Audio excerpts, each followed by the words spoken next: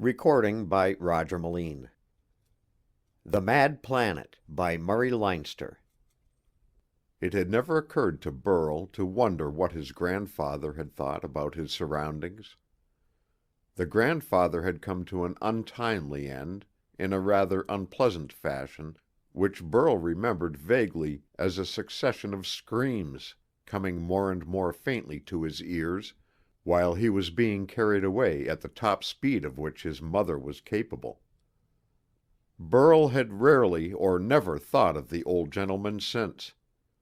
Surely he had never wondered in the abstract of what his great-grandfather thought, and most surely of all, there never entered his head such a purely hypothetical question as the one of what his many times great-grandfather, say of the year 1920, would have thought of the scene in which Burl found himself. He was treading cautiously over a brownish carpet of fungus growth, creeping furtively toward the stream which he knew by the generic title of water.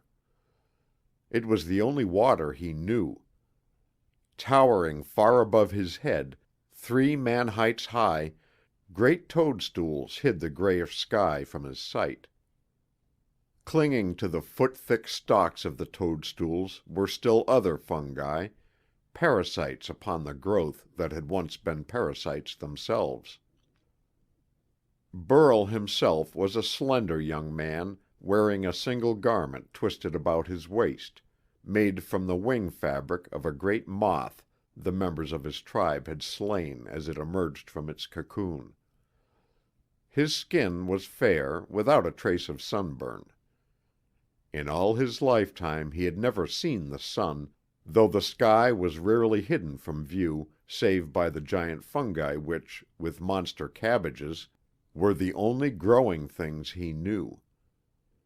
Clouds usually spread overhead, and when they did not, the perpetual haze made the sun but an indefinitely brighter part of the sky, never a sharply edged ball of fire.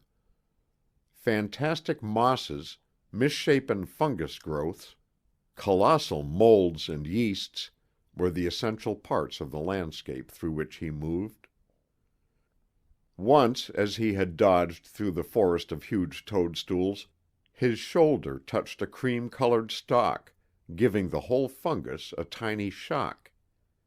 Instantly, from the umbrella-like mass of pulp overhead, a fine and impalpable powder fell upon him like snow. It was the season when the toadstools sent out their spores, or seeds, and they had been dropped upon him at the first sign of disturbance. Furtive as he was, he paused to brush them from his head and hair. They were deadly poison, as he knew well. Burl would have been a curious sight to a man of the 20th century. His skin was pink, like that of a child, and there was but little hair upon his body. Even that on top of his head was soft and downy. His chest was larger than his forefathers' had been, and his ears seemed almost capable of independent movement, to catch threatening sounds from any direction. His eyes, large and blue, possessed pupils which could dilate to extreme size, allowing him to see in almost complete darkness. He was the result of the 30,000 years' attempt of the human race to adapt itself to the change that had begun in the latter half of the 20th century. At about that time, civilization had been high and apparently secure. Mankind had reached a permanent agreement among itself, and all men had equal opportunities to education and leisure. Machinery did most of the labor of the world, and men were only required to supervise its operation. All men were well fed, all men were well educated, and it seemed that until the end of time the earth would be the abode of a community of comfortable human beings, pursuing their studies and diversions, their illusions and their truths. Peace, quietness, privacy, freedom were universal. Then, just when men were congratulating themselves that the golden age had come again, it was observed that the planet seemed ill at ease. Fissures opened slowly in the crust, and carbonic acid gas, the carbon dioxide of chemists, began to pour out into the atmosphere. That gas had long been known to be present in the air, and was considered necessary to plant life. Most of the plants of the world took the gas and absorbed its carbon into themselves, releasing the oxygen for use again. Scientists had calculated that a great deal of the Earth's increased fertility was due to the larger quantities of carbon dioxide released by the activities of man in burning his coal and petroleum. Because of those views, for some years no great alarm was caused by the continuous exhalation from the world's interior. Constantly, however, the volume increased. New fissures constantly opened, each one adding a new source of carbon dioxide, and each one pouring into the already laden atmosphere more of the gas. Beneficent in small quantities, but, as the world learned, deadly in large ones. The percentage of the heavy vapor-like gas increased. The whole body of the air became heavier through its admixture. It absorbed more moisture and became more humid. Rainfall increased. Climates grew warmer. Vegetation became more luxuriant, but the air gradually became less exhilarating. Soon the health of mankind began to be affected. Accustomed through long ages to breathe air rich in oxygen and poor in carbon dioxide, men suffered. Only those who lived on high plateaus or on tall mountain tops remained unaffected. The plants of the earth, though nourished and increasing in size beyond those ever seen before, were unable to dispose of the continually increasing flood of carbon dioxide. By the middle of the 21st century, it was generally recognized that a new Carboniferous period was about to take place, when the Earth's atmosphere would be thick and humid, unbreathable by man, when giant grasses and ferns would form the only vegetation. When the 21st century drew to a close, the whole human race began to revert to conditions closely approximating savagery. The lowlands were unbearable. Thick jungles of rank growth covered the ground. The air was depressing and enervating. Men could live there, but it was a sickly, fever-ridden existence. The whole population of the earth desired the highlands, and as the low country became more unbearable, men forgot their 2 centuries of peace. They fought destructively, each for a bit of land where he might live and breathe. Then men began to die, men who had persisted in remaining near sea level. They could not live in the poisonous air. The danger zone crept up as the earth fissures tirelessly poured out their steady streams of foul gas. Soon men could not live within 500 feet of sea level. The lowlands went uncultivated and became jungles of a thickness comparable only to those of the first Carboniferous period. Then men died of sheer inanition at 1,000 feet. The plateaus and mountain tops were crowded with folk struggling for a foothold and food beyond the invisible menace that crept up and up. These things did not take place in 1 year or in 10. Not in 1 generation, but in several. Between the time when the chemists of the International Geophysical Institute announced that the proportion of carbon dioxide in the air had increased from 0.04% to 0.1%, and the time when at sea level 6% of the atmosphere was the deadly gas, more than 200 years intervened. Coming gradually as it did, the poisonous effects of the deadly stuff increased with insidious slowness. First the lassitude, then the heaviness of brain, then the weakness of body. Mankind ceased to grow in numbers.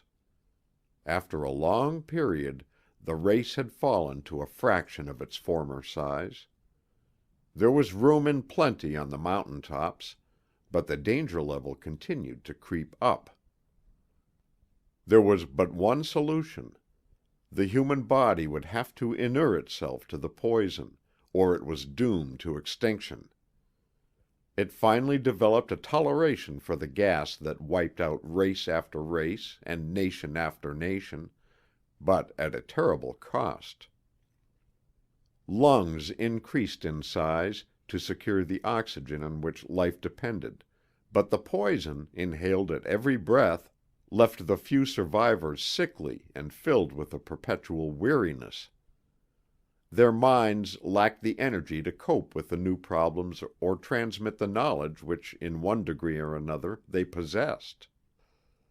And after 30,000 years, Burl, a direct descendant of the first president of the Universal Republic, crept through a forest of toadstools and fungus growths. He was ignorant of fire, or metals, of the uses of stone and wood. A single garment covered him. His language was a scanty group of a few hundred labial sounds, conveying no abstractions and few concrete things. He was ignorant of the uses of wood. There was no wood in the scanty territory furtively inhabited by his tribe.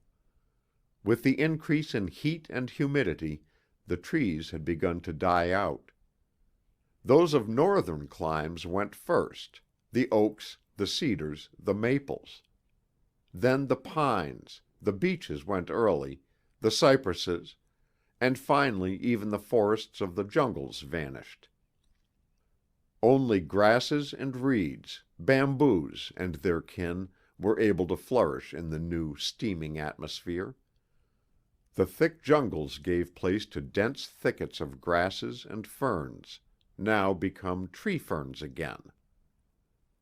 And then the fungi took their place. Flourishing as never before, flourishing on a planet of torrid heat and perpetual miasma, on whose surface the sun never shone directly because of an ever-thickening bank of clouds that hung sullenly overhead, the fungi sprang up. About the dank pools that festered over the surface of the earth, fungus growths began to cluster. Of every imaginable shade and color, of all monstrous forms and malignant purposes, of huge size and flabby volume, they spread over the land. The grasses and ferns gave place to them. Squat footstools, flaking molds, evil-smelling yeasts, vast mounds of fungi inextricably mingled as to species, but growing, forever growing and exhaling an odor of dark places. The strange growths now grouped themselves in forests, horrible travesties on the vegetation they had succeeded. They grew and grew with feverish intensity beneath a clouded or haze-obscured sky, while above them fluttered gigantic butterflies and huge moths, sipping daintily of their corruption. The insects alone of all the animal world above water were able to endure the change. They multiplied exceedingly and enlarged themselves in the thickened air. The solitary vegetation, as distinct from fungus growths, that had survived was now a degenerate form of the cabbages that had once fed peasants. On those rank, colossal masses of foliage, the stolid grubs and caterpillars ate themselves to maturity, then swung below in strong cocoons to sleep the sleep of metamorphosis from which they emerged to spread their wings and fly. The tiniest butterflies of former days had increased their span until their gaily colored wings should be described in terms of feet, while the large emperor moths extended their purple sails to a breadth of yards upon yards. Burl himself would have been dwarfed beneath the overshadowing fabric of their wings. It was fortunate that they, the largest flying creatures, were harmless, or nearly so.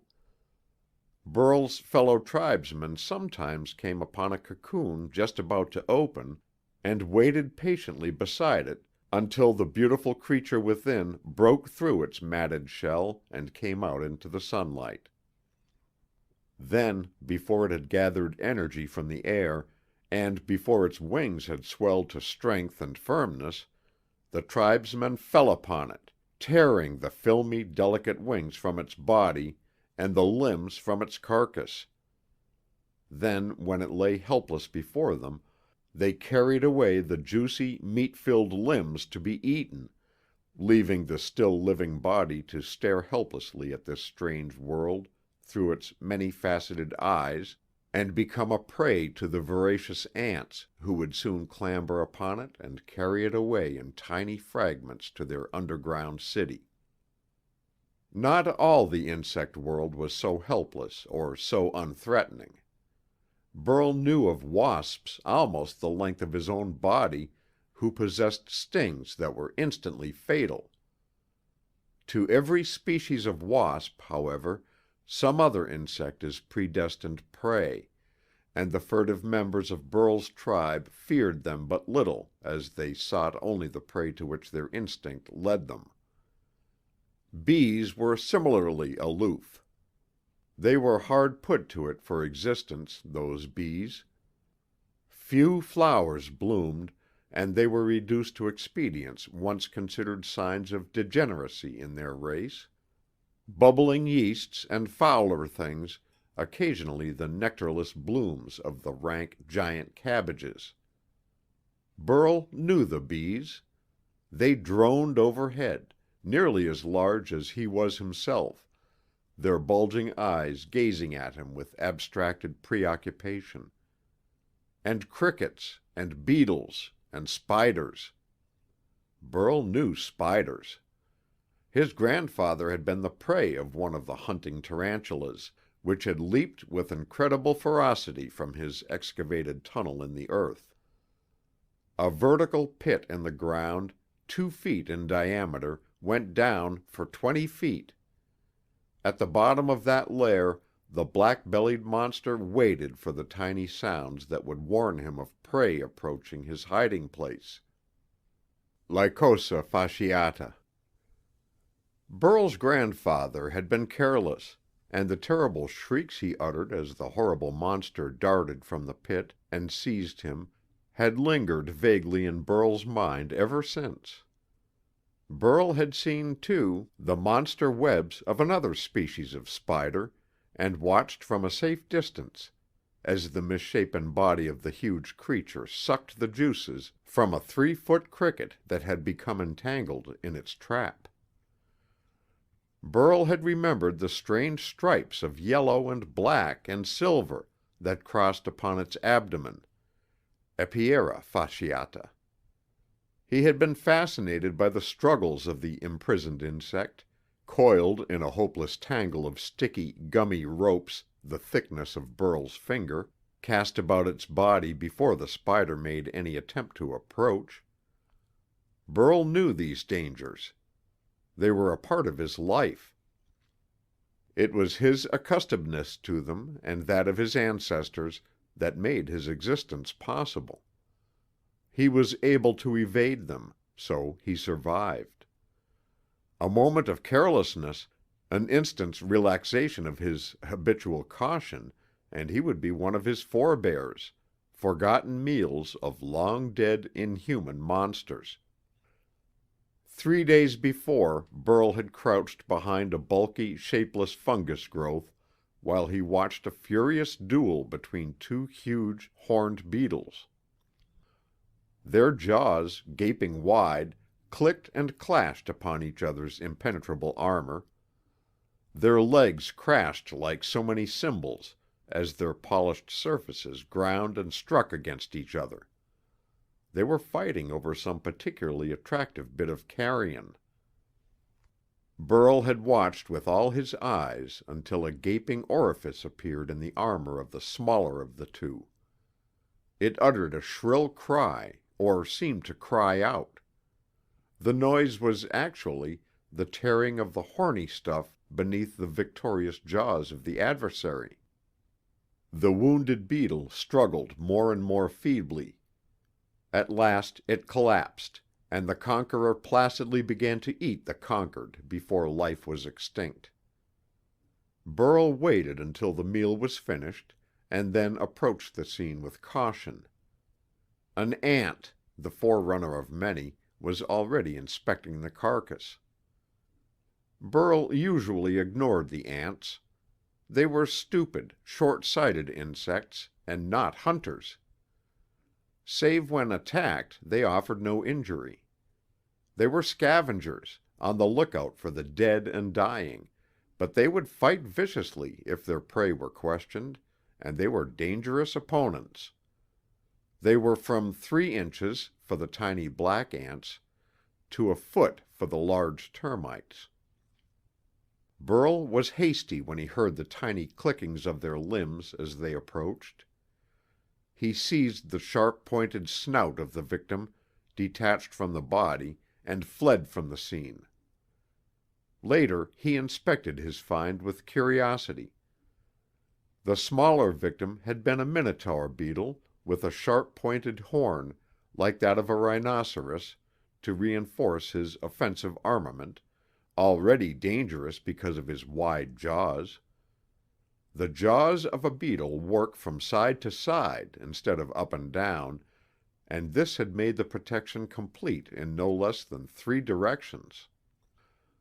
Burl inspected the sharp, dagger-like instrument in his hand.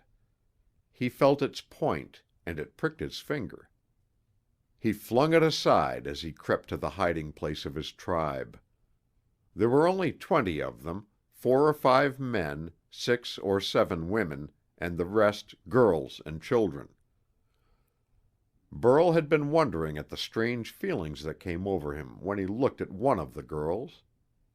She was younger than Burl, perhaps 18, and fleeter of foot than he. They talked together, sometimes, and once or twice Burl shared with her an especially succulent find of foodstuffs. The next morning he found the horn where he had thrown it, sticking in the flabby side of a toadstool. He pulled it out and gradually, far back in his mind, an idea began to take shape. He sat for some time with the thing in his hand, considering it with a faraway look in his eyes. From time to time he stabbed at a toadstool, awkwardly, but with gathering skill. His imagination began to work fitfully. He visualized himself stabbing food with it, as the larger beetle had stabbed the former owner of the weapon he had in his hand. Burl could not imagine himself coping with one of the fighting insects.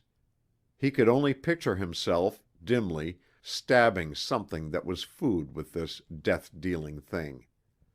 It was no longer than his arm, and, though clumsy to the hand, an effective and terribly sharp implement. He thought, where was there food that lived, that would not fight back? Presently he rose and began to make his way toward the tiny river. Yellow-bellied newts swam in its waters. The swimming larvae of 1,000 insects floated about its surface or crawled upon its bottom. There were deadly things there, too. Giant crayfish snapped their horny claws at the unwary. Mosquitoes of 4-inch wingspread sometimes made their humming way above the river. The last survivors of their race, they were dying out for lack of the plant juices on which the male of the species lived, but even so they were formidable. Burl had learned to crush them with fragments of fungus. He crept slowly through the forest of toadstools. Brownish fungus was underfoot. Strange orange, red, and purple molds clustered about the bases of the creamy toadstool stalks. Once Burl paused to run his sharp-pointed weapon through a fleshy stalk and reassure himself that what he planned was practicable. He made his way furtively through the forest of misshapen growths. Once he heard a tiny clicking and froze into stillness. It was a troop of 4 or 5 ants, each some 8 inches long, returning along their habitual pathway to their city. They moved sturdily, heavily laden, along the route marked with the black and odorous formic acid exuded from the bodies of their comrades. Burl waited until they had passed, then went on. He came to the bank of the river. Green scum covered a great deal of its surface, scum occasionally broken by a slowly enlarging bubble of some gas released from decomposing matter on the bottom. In the center of the placid stream the current ran a little more swiftly, and the water itself was visible. Over the shining current water spiders ran swiftly. They had not shared in the general increase of size that had taken place in the insect world. Depending upon their capillary qualities of the water to support them, an increase in size and weight would have deprived them of the means of locomotion. From the spot where Burl first peered at the water, the green scum spread out for many yards into the stream. He could not see what swam and wriggled and crawled beneath the evil-smelling covering. He peered up and down the banks. Perhaps 150 yards below, the current came near the shore. An outcropping of rock there made a steep descent to the river, from which yellow shelf fungi stretched out. Dark red and orange above, they were light yellow below, and they formed a series of platforms above the smoothly flowing stream. Burl made his way cautiously toward them. On his way he saw one of the edible mushrooms that formed so large a part of his diet, and paused to break from the flabby flesh an amount that would feed him for many days. It was too often the custom of his people to find a store of food, carry it to their hiding place, and then gorge themselves for days, eating, sleeping, and waking only to eat again until the food was gone. Absorbed as he was in his plan of trying his new weapon, Burl was tempted to return with his booty. He would give Saya of his food, and they would eat together. Saya was the maiden who roused unusual emotions in Burl. He felt strange impulses stirring within him when she was near, a desire to touch her, to caress her. He did not understand. He went on after hesitating. If he brought her food, Saya would be pleased. But if he brought her of the things that swam in the stream, she would be still more pleased. Degraded as his tribe had become, Burl was yet a little more intelligent than they.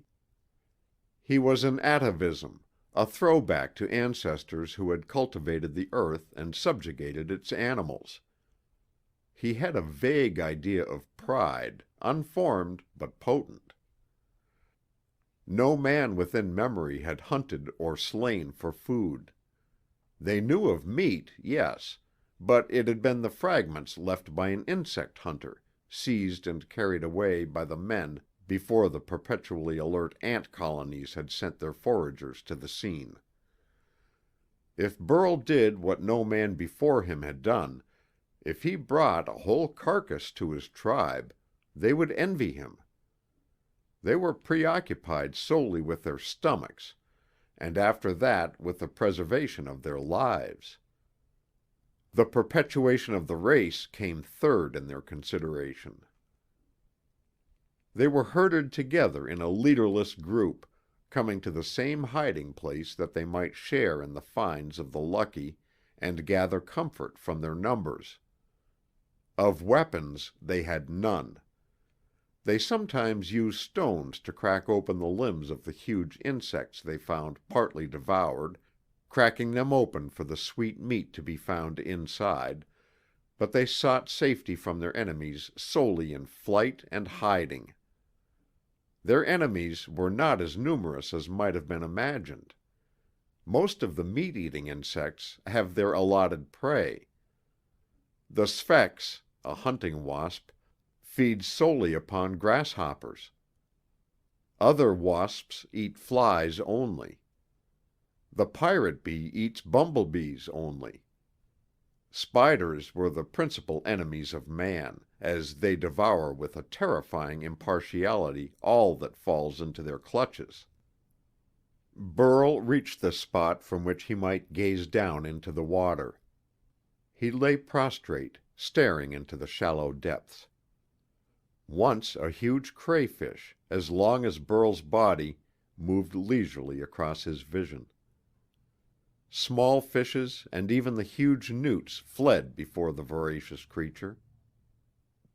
After a long time, the tide of underwater life resumed its activity. The wriggling grubs of the dragonflies reappeared. Little flecks of silver swam into view, a school of tiny fish. A larger fish appeared, moving slowly through the water. Burl's eyes glistened and his mouth watered. He reached down with his long weapon. It barely touched the water. Disappointment filled him, yet the nearness and the apparent practicability of his scheme spurred him on. He considered the situation. There were the shelf fungi below him. He rose and moved to a point just above them, then thrust his spear down. They resisted its point. Burl felt them tentatively with his foot, then dared to thrust his weight to them. They held him firmly. He clambered down and lay flat upon them, peering over the edge as before. The large fish, as long as Burl's arm, swam slowly to and fro below him. Burl had seen the former owner of his spear strive to thrust it into his opponents, and knew that a thrust was necessary. He had tried his weapon upon toadstools, had practiced with it. When the fish swam below him, he thrust sharply downward. The spear seemed to bend when it entered the water, and missed its mark by inches, to Burl's astonishment. He tried again and again. He grew angry with the fish below him for eluding his efforts to kill it. Repeated strokes had left it untouched, and it was unwary and did not even try to run away. Burl became furious. The big fish came to rest directly beneath his hand. Burl thrust downward with all his strength. This time the spear, entering vertically, did not seem to bend. It went straight down. Its point penetrated the scales of the swimmer below, transfixing that lazy fish completely. An uproar began. The fish struggling to escape, and Burl, trying to draw it up to his perch, made a huge commotion. In his excitement, Burl did not observe a tiny ripple some distance away.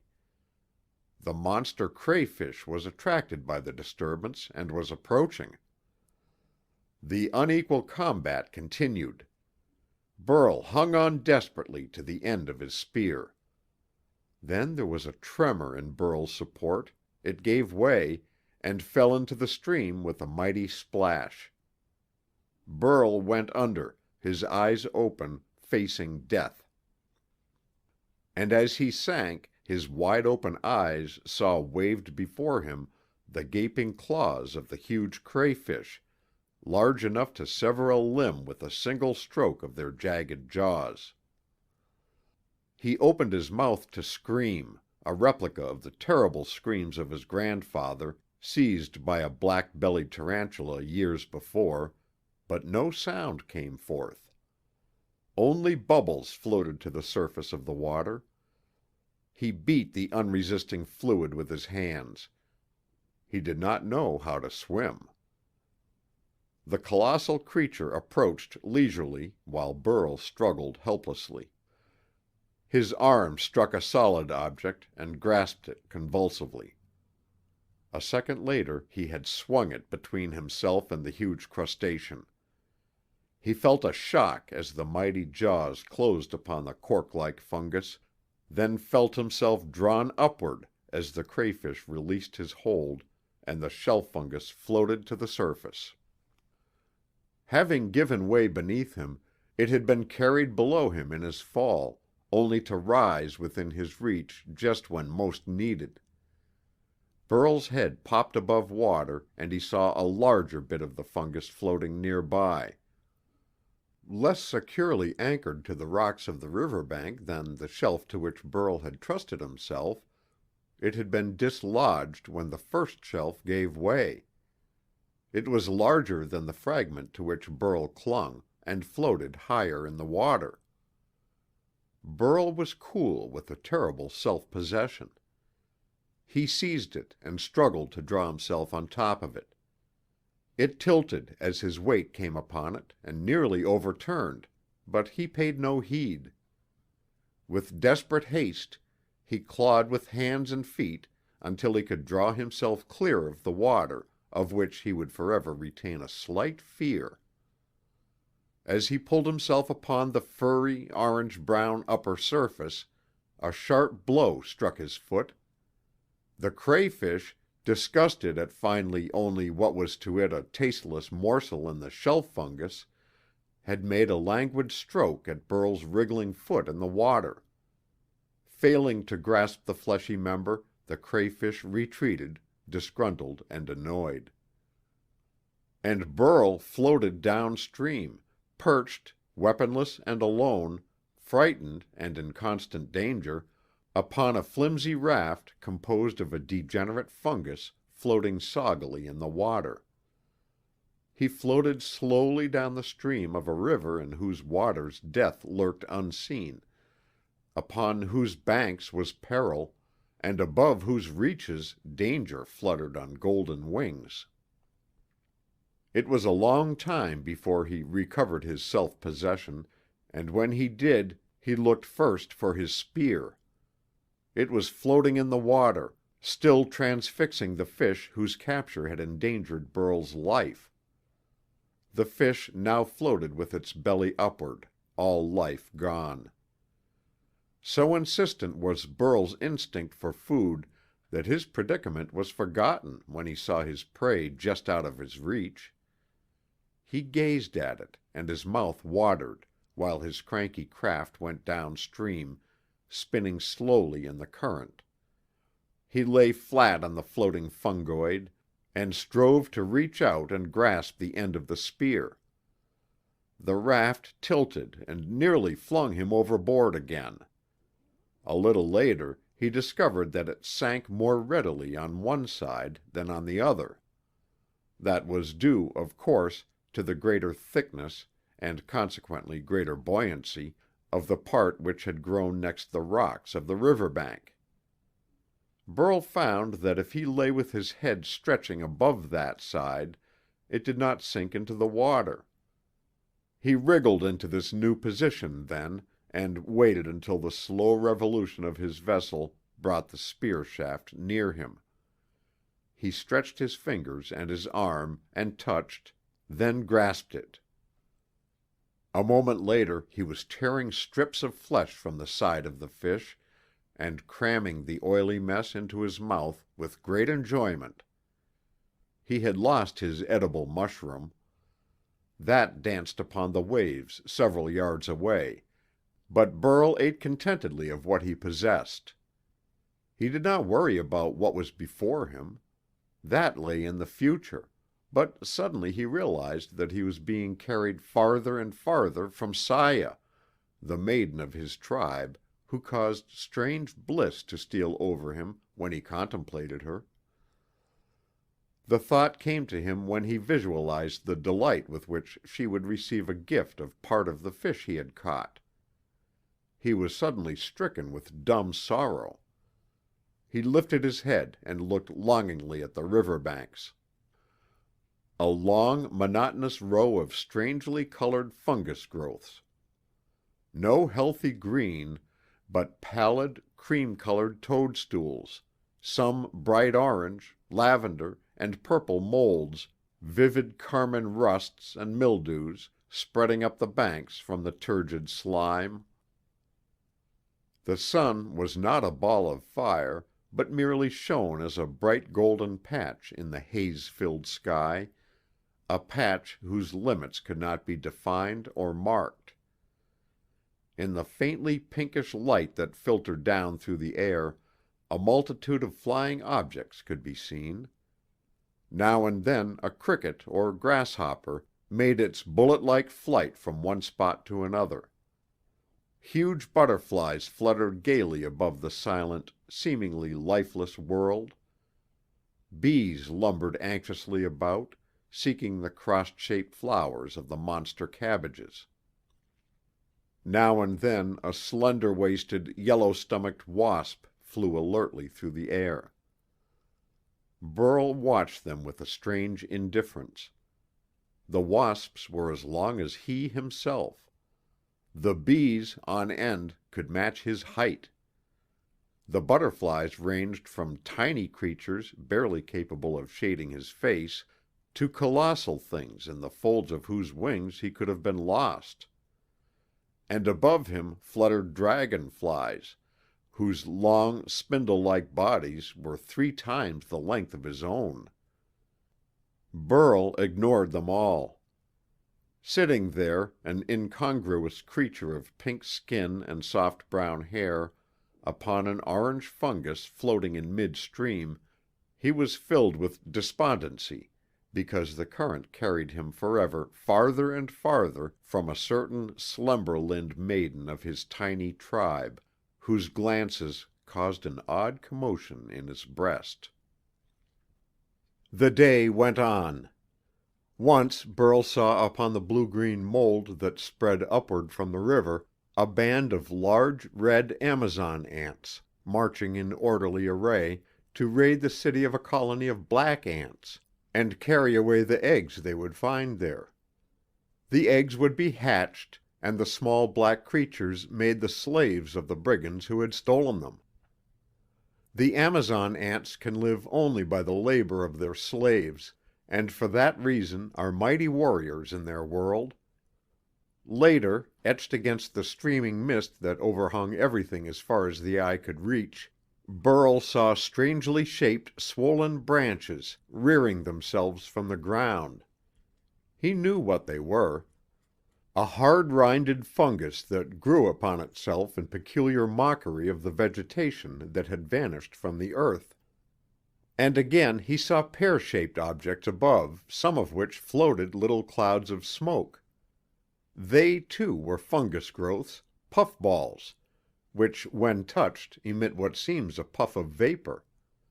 These would have towered above Burl's head had he stood beside them. And then, as the day drew to an end, he saw in the distance what seemed a range of purple hills. They were tall hills to Burl, some 60 or 70 feet high, and they seemed to be the agglomeration of a formless growth, multiplying its organisms and forms upon itself until the whole formed an irregular, cone-shaped mound. Burl watched them apathetically. Presently he ate again of the oily fish. The taste was pleasant to him, accustomed to feed mostly upon insipid mushrooms. He stuffed himself, though the size of his prey left by far the larger part uneaten. He still held his spear firmly beside him. It had brought him into trouble, but Burl possessed a fund of obstinacy. Unlike most of his tribe, he associated the spear with the food it had secured, rather than the difficulty into which it had led him. When he had eaten his fill, he picked it up and examined it again. The sharpness of its point was unimpaired. Burl handled it meditatively, debating whether or not to attempt to fish again. The shakiness of his little raft dissuaded him, and he abandoned the idea. Presently he stripped a sinew from the garment about his middle, and hung the fish about his neck with it. That would leave him both hands free. Then he sat cross-legged upon the soggily floating fungus, like a pink-skinned Buddha, and watched the shores go by. Time had passed, and it was drawing near sunset. Burl, never having seen the sun save as a bright spot in the overhanging haze, did not think of the coming of night as sunset. To him it was the letting down of darkness from the sky. Today happened to be an exceptionally bright day, and the haze was not as thick as usual. Far to the west, the thick mist turned to gold, while the thicker clouds above became blurred masses of dull red. Their shadows seemed like lavender, from the contrast of shades. Upon the still surface of the river, all the myriad tints and shadings were reflected with an incredible faithfulness, and the shining tops of the giant mushrooms by the river brim glowed faintly pink. Dragonflies buzzed over his head in their swift and angular flight, the metallic luster of their bodies glistening in the rosy light. Great yellow butterflies flew lightly above the stream. Here, there, and everywhere upon the water appeared the shell-formed boats of 1,000 caddis-flies, floating upon the surface while they might. Burl could have thrust his hand down into their cavities and seized the white worms that inhabited the strange craft. The huge bulk of a tardy bee droned heavily overhead. Burl glanced upward and saw the long proboscis and the hairy hinder legs with their scanty load of pollen. He saw the great, multiple-lensed eyes with their expression of stupid preoccupation, and even the sting that would mean death alike for him and for the giant insect should it be used. The crimson radiance grew dim at the edge of the world. The purple hills had long been left behind. Now the slender stalks of 10,000 round-domed mushrooms lined the river bank, and beneath them spread fungi of all colors, from the rawest red to palest blue, but all now fading slowly to a monochromatic background in the growing dusk. The buzzing, fluttering, and the flapping of the insects of the day died slowly down, while from a million hiding places there crept out into the deep night soft and furry bodies of great moths who preened themselves and smoothed their feathery antennae before taking to the air. The strong-limbed crickets set up their thunderous noise, grown gravely bass with the increasing size of the organs by which the sound was made, and then there began to gather on the water those slender spirals of tenuous mist that would presently blanket the stream in a mantle of thin fog. Night fell. The clouds above seemed to lower and grow dark. Gradually, now a drop and then a drop, now a drop and then a drop, the languid fall of large, warm raindrops that would drip from the moisture-laden skies all through the night began. The edge of the stream became a place where great disks of coolly glowing flame appeared. The mushrooms that bordered on the river were faintly phosphorescent, Pleurotus phosphoreus, and shone coldly upon the rusts and flake fungi beneath their feet. Here and there a ball of lambent flame appeared, drifting idly above the steaming, festering earth. 30,000 years before, men had called them will-o'-the-wisps, but Burl simply stared at them, accepting them as he accepted all that passed. Only a man attempting to advance in the scale of civilization tries to explain everything that he sees. The savage and the child is most often content to observe without comment, unless he repeats the legends told him by wise folk who are possessed by the itch of knowledge. Burl watched for a long time. Great fireflies, whose beacons lighted up their surroundings for many yards, fireflies Burl knew to be as long as his spear, shed their intermittent glows upon the stream. Softly fluttering wings, in great beats that poured torrents of air upon him, passed above Burl. The air was full of winged creatures. The night was broken by their cries, by the sound of their invisible wings, by their cries of anguish and their mating calls. Above him and on all sides the persistent, intense life of the insect world went on ceaselessly, but Burl rocked back and forth upon his frail mushroom boat and wished to weep because he was being carried from his tribe, and from Saya of the swift feet and white teeth, of the shy smile.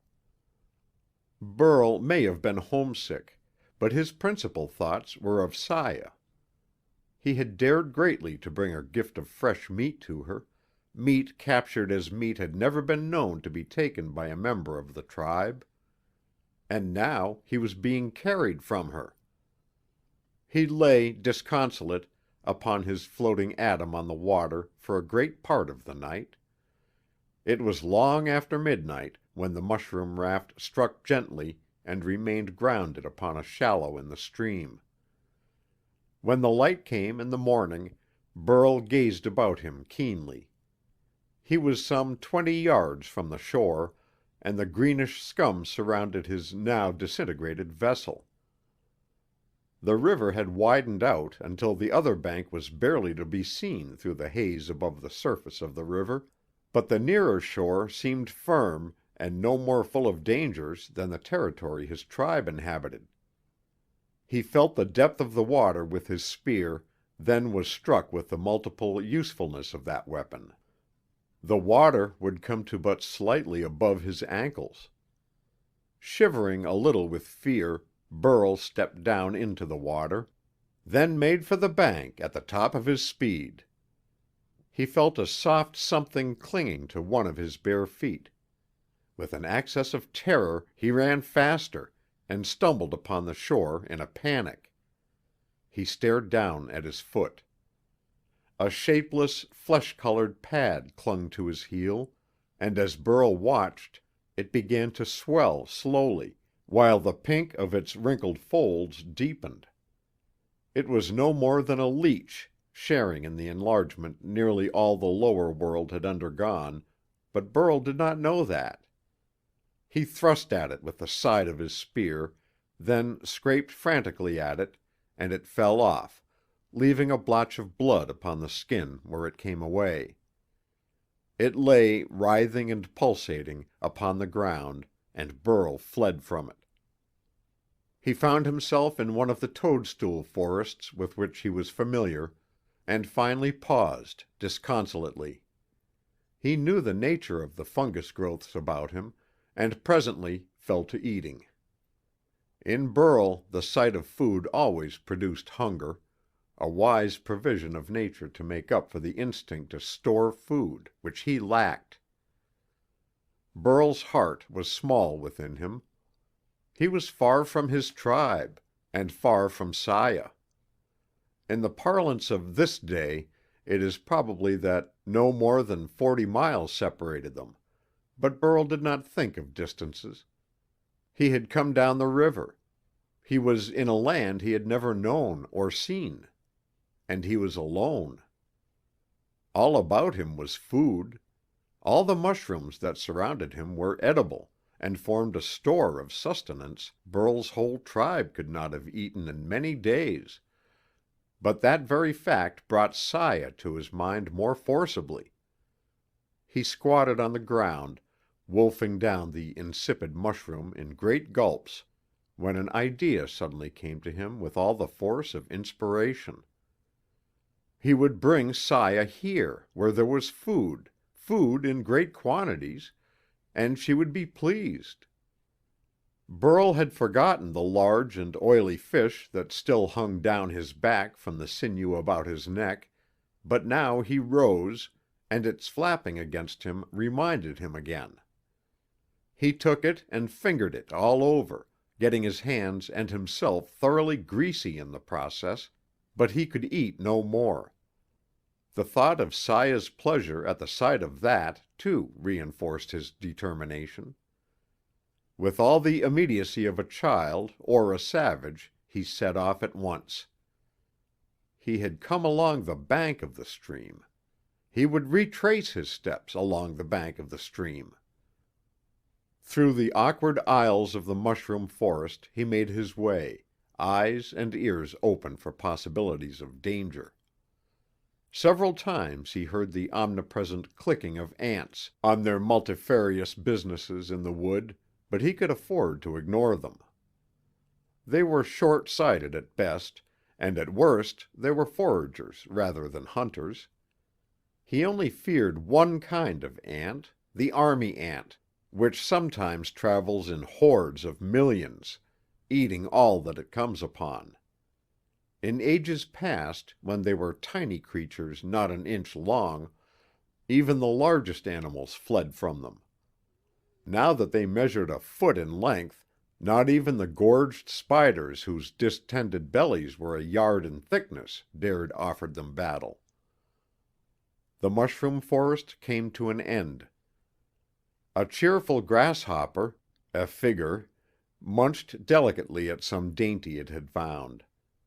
Its hind legs were bunched beneath it in perpetual readiness for flight.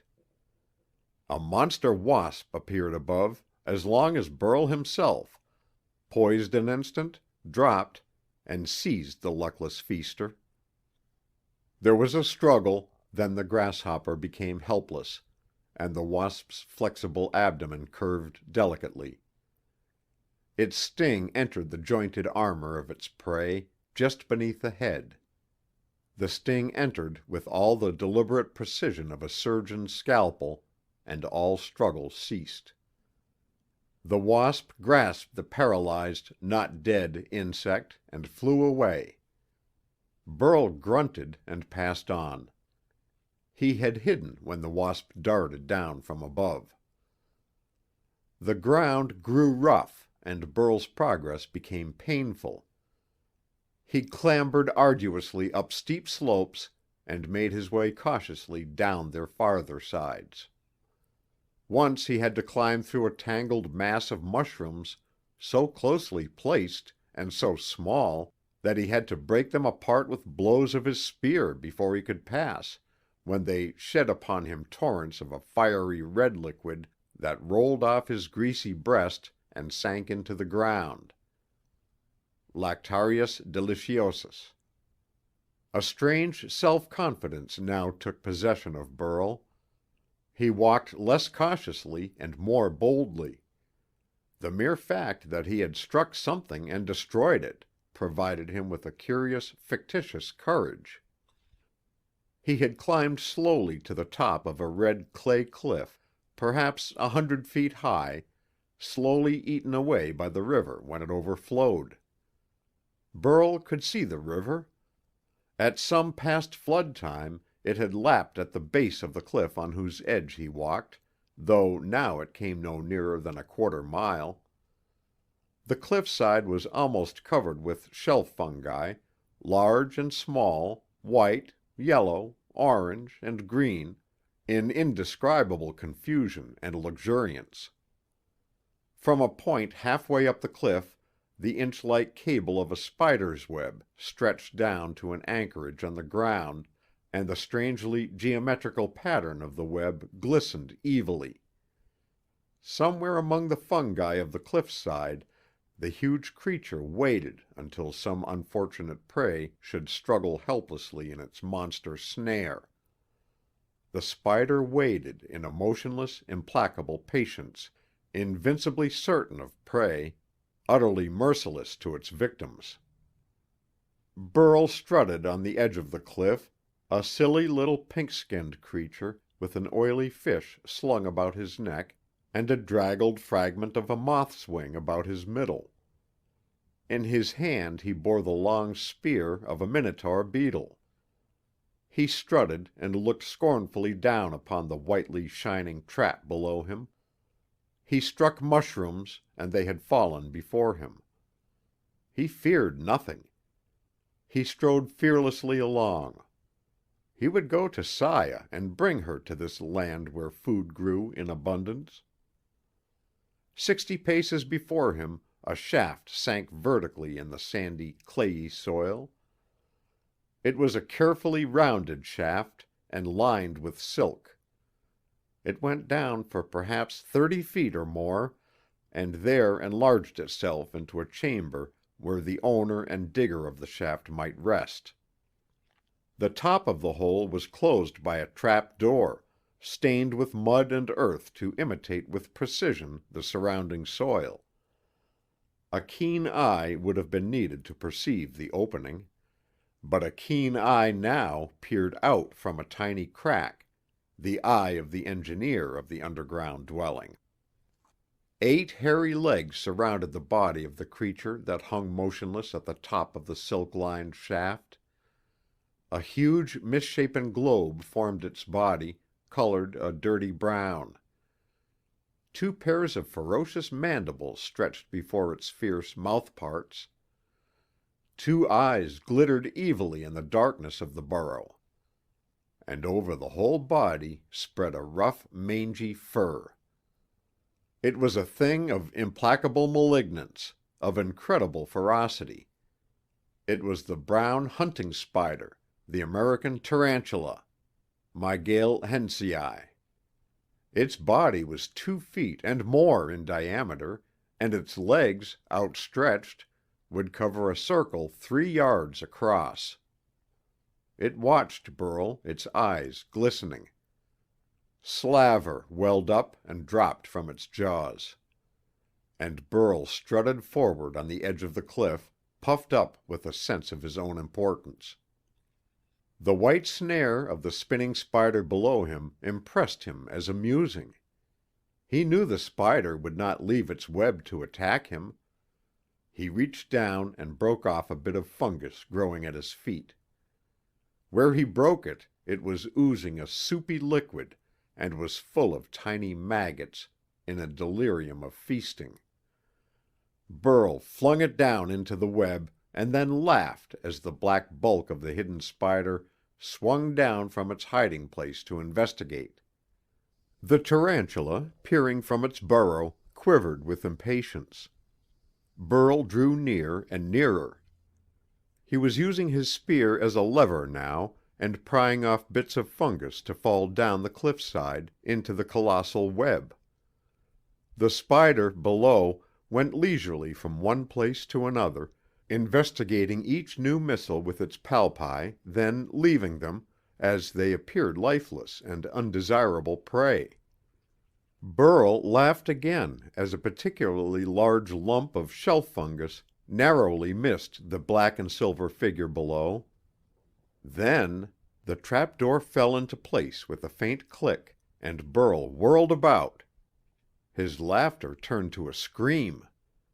Moving toward him with incredible rapidity, the monster tarantula opened its dripping jaws. Its mandibles gaped wide. The poison fangs were unsheathed. The creature was 30 paces away, 20 paces, 10. It leaped into the air, eyes glittering, all its 8 legs extended to seize, fangs bared. Burl screamed again and thrust out his arms to ward off the impact of the leap. In his terror, his grasp upon his spear had become agonized. The spear point shot out and the tarantula fell upon it. Nearly a quarter of the spear entered the body of the ferocious thing. It struck upon the spear, writhing horribly, still struggling to reach Burl, who was transfixed with horror. The mandibles clashed, strange sounds came from the beast. Then one of the attenuated, hairy legs rasped across Burl's forearm. He gasped in ultimate fear and stepped backward, and the edge of the cliff gave way beneath him. He hurtled downward, still clutching the spear which led the writhing creature from him. Down through space, eyes glassy with panic, the 2 creatures, the man and the giant tarantula, fell together. There was a strangely elastic crash and crackling. They had fallen into the web beneath them. Burl had reached the end of terror. He could be no more fear-struck. Struggling madly in the gummy coils of an immense web, which ever bound him more tightly, with a wounded creature shuddering in agony not a yard from him, yet a wounded creature that still strove to reach him with its poison fangs, Burl had reached the limit of panic. He fought like a madman to break the coils about him. His arms and breast were greasy from the oily fish, and the sticky web did not adhere to them, but his legs and body were inextricably fastened by the elastic threads spread for just such prey as he. He paused a moment, in exhaustion. Then he saw, 5 yards away, the silvery and black monster waiting patiently for him to weary himself. It judged the moment propitious. The tarantula and the man were one in its eyes, one struggling thing that had fallen opportunely into its snare. They were moving but feebly now. The spider advanced delicately, swinging its huge bulk nimbly along the web, paying out a cable after it came inexorably toward him. Burl's arms were free, because of the greasy coating they had received. He waved them wildly, shrieking at the pitiless monster that approached. The spider paused. Those moving arms suggested mandibles that might wound or slap. Spiders take few hazards. This spider was no exception to the rule. It drew cautiously near, then stopped. Its spinnerets became busy, and with one of its 6 legs, used like an arm, it flung a sheet of gummy silk impartially over both the tarantula and the man. Burl fought against the descending shroud. He strove to thrust it away, but in vain. In a matter of minutes he was completely covered in a silken cloth that hid even the light from his eyes. He and his enemy, the giant tarantula, were beneath the same covering, though the tarantula moved but weakly. The shower ceased. The web spider had decided that they were helpless. Then Burl felt the cables of the web give slightly as the spider approached to sting and suck the sweet juices from its prey. The web yielded gently as the added weight of the black-bellied spider approached. Burl froze into stillness under his enveloping covering. Beneath the same silken shroud, the tarantula writhed in agony upon the point of Burl's spear. It clashed its jaws, shuddering upon the horny barb. Burl was quiet in an ecstasy of terror. He waited for the poison fangs to be thrust into him. He knew the process. He had seen the leisurely fashion in which the giant spiders delicately stung their prey, then withdrew to wait without impatience for the poison to do its work. When their victim had ceased to struggle, they drew near again, and sucked the sweet juices from the body, first from one point and then another, until what had so recently been a creature vibrant with life became a shrunken, withered husk, to be flung from the web at nightfall. Most spiders are tidy housekeepers, destroying their snares daily to spin anew. The bloated, evil creature moved meditatively about the shining sheet of silk it had cast over the man and the giant tarantula when they fell from the cliff above. Now only the tarantula moved feebly. Its body was outlined by a bulge in the concealing shroud, throbbing faintly as it still struggled with the spear in its vitals. The irregularly rounded protuberance offered a point of attack for the web spider. It moved quickly forward and stung. Galvanized into fresh torment by this new agony, the tarantula writhed in a very hell of pain. Its legs, clustered about the spear still fastened into its body, struck out purposelessly in horrible gestures of delirious suffering. Burl screamed as one of them touched him, and struggled himself. His arms and head were free beneath the silken sheet because of the grease and oil that coated them. He clutched at the threads about him and strove to draw himself away from his deadly neighbor. The threads did not break, but they parted one from another, and a tiny opening appeared. One of the tarantula's attenuated limbs touched him again. With the strength of utter panic, he hauled himself away, and the opening enlarged. Another struggle, and Burl's head emerged into the open air, and he stared down for 20 feet upon an open space almost carpeted with the chitinous remains of his present captor's former victims. Burl's head was free, and his breast and arms. The fish slung over his shoulder had shed its oil upon him impartially. But the lower part of his body was held firm by the gummy snare of the web spider, a snare far more tenacious than any bird lime ever manufactured by man. He hung in his tiny window for a moment, despairing. Then he saw, at a little distance, the bulk of the monster spider, waiting patiently for its poison to take effect and the struggling of its prey to be stilled. The tarantula was no more than shuddering now. Soon it would be still, and the black-bellied creature waiting on the web would approach for its meal. Burl withdrew his head and thrust desperately at the sticky stuff about his loins and legs. The oil upon his hands kept it from clinging to them, and it gave a little. In a flash of inspiration, Burl understood.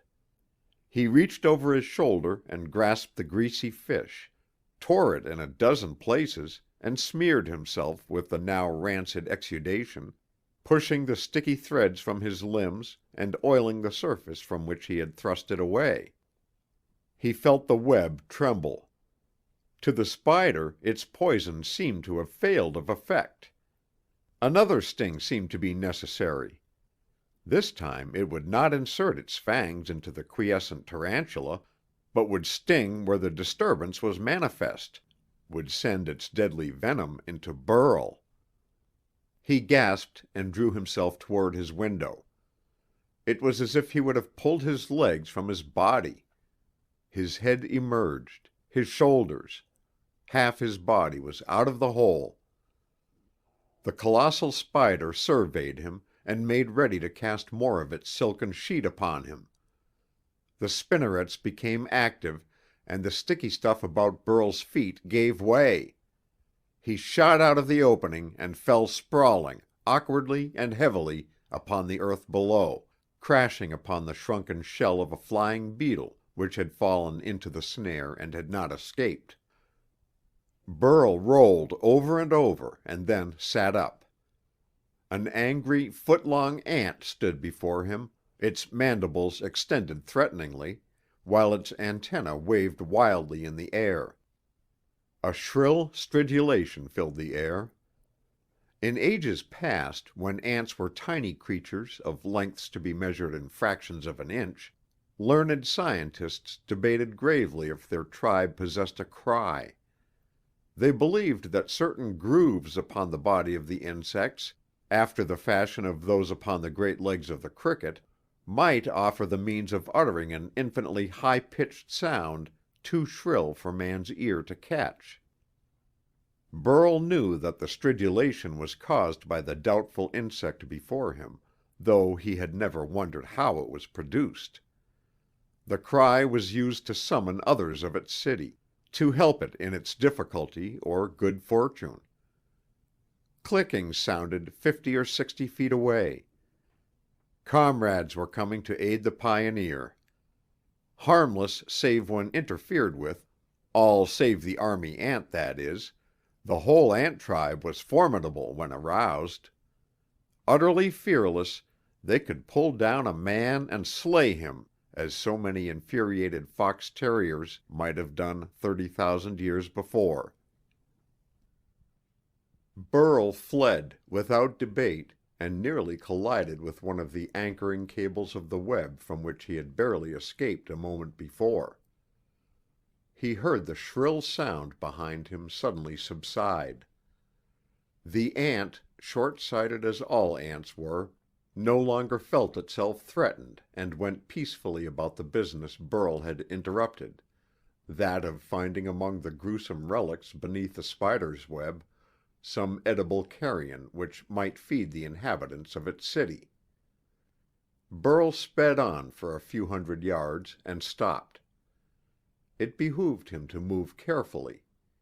He was in strange territory, and as even the most familiar territory was full of sudden and implacable dangers, unknown lands were doubly or trebly perilous. Burl, too, found difficulty in moving. The glutinous stuff from the spider's shroud of silk still stuck to his feet and picked up small objects as he went along.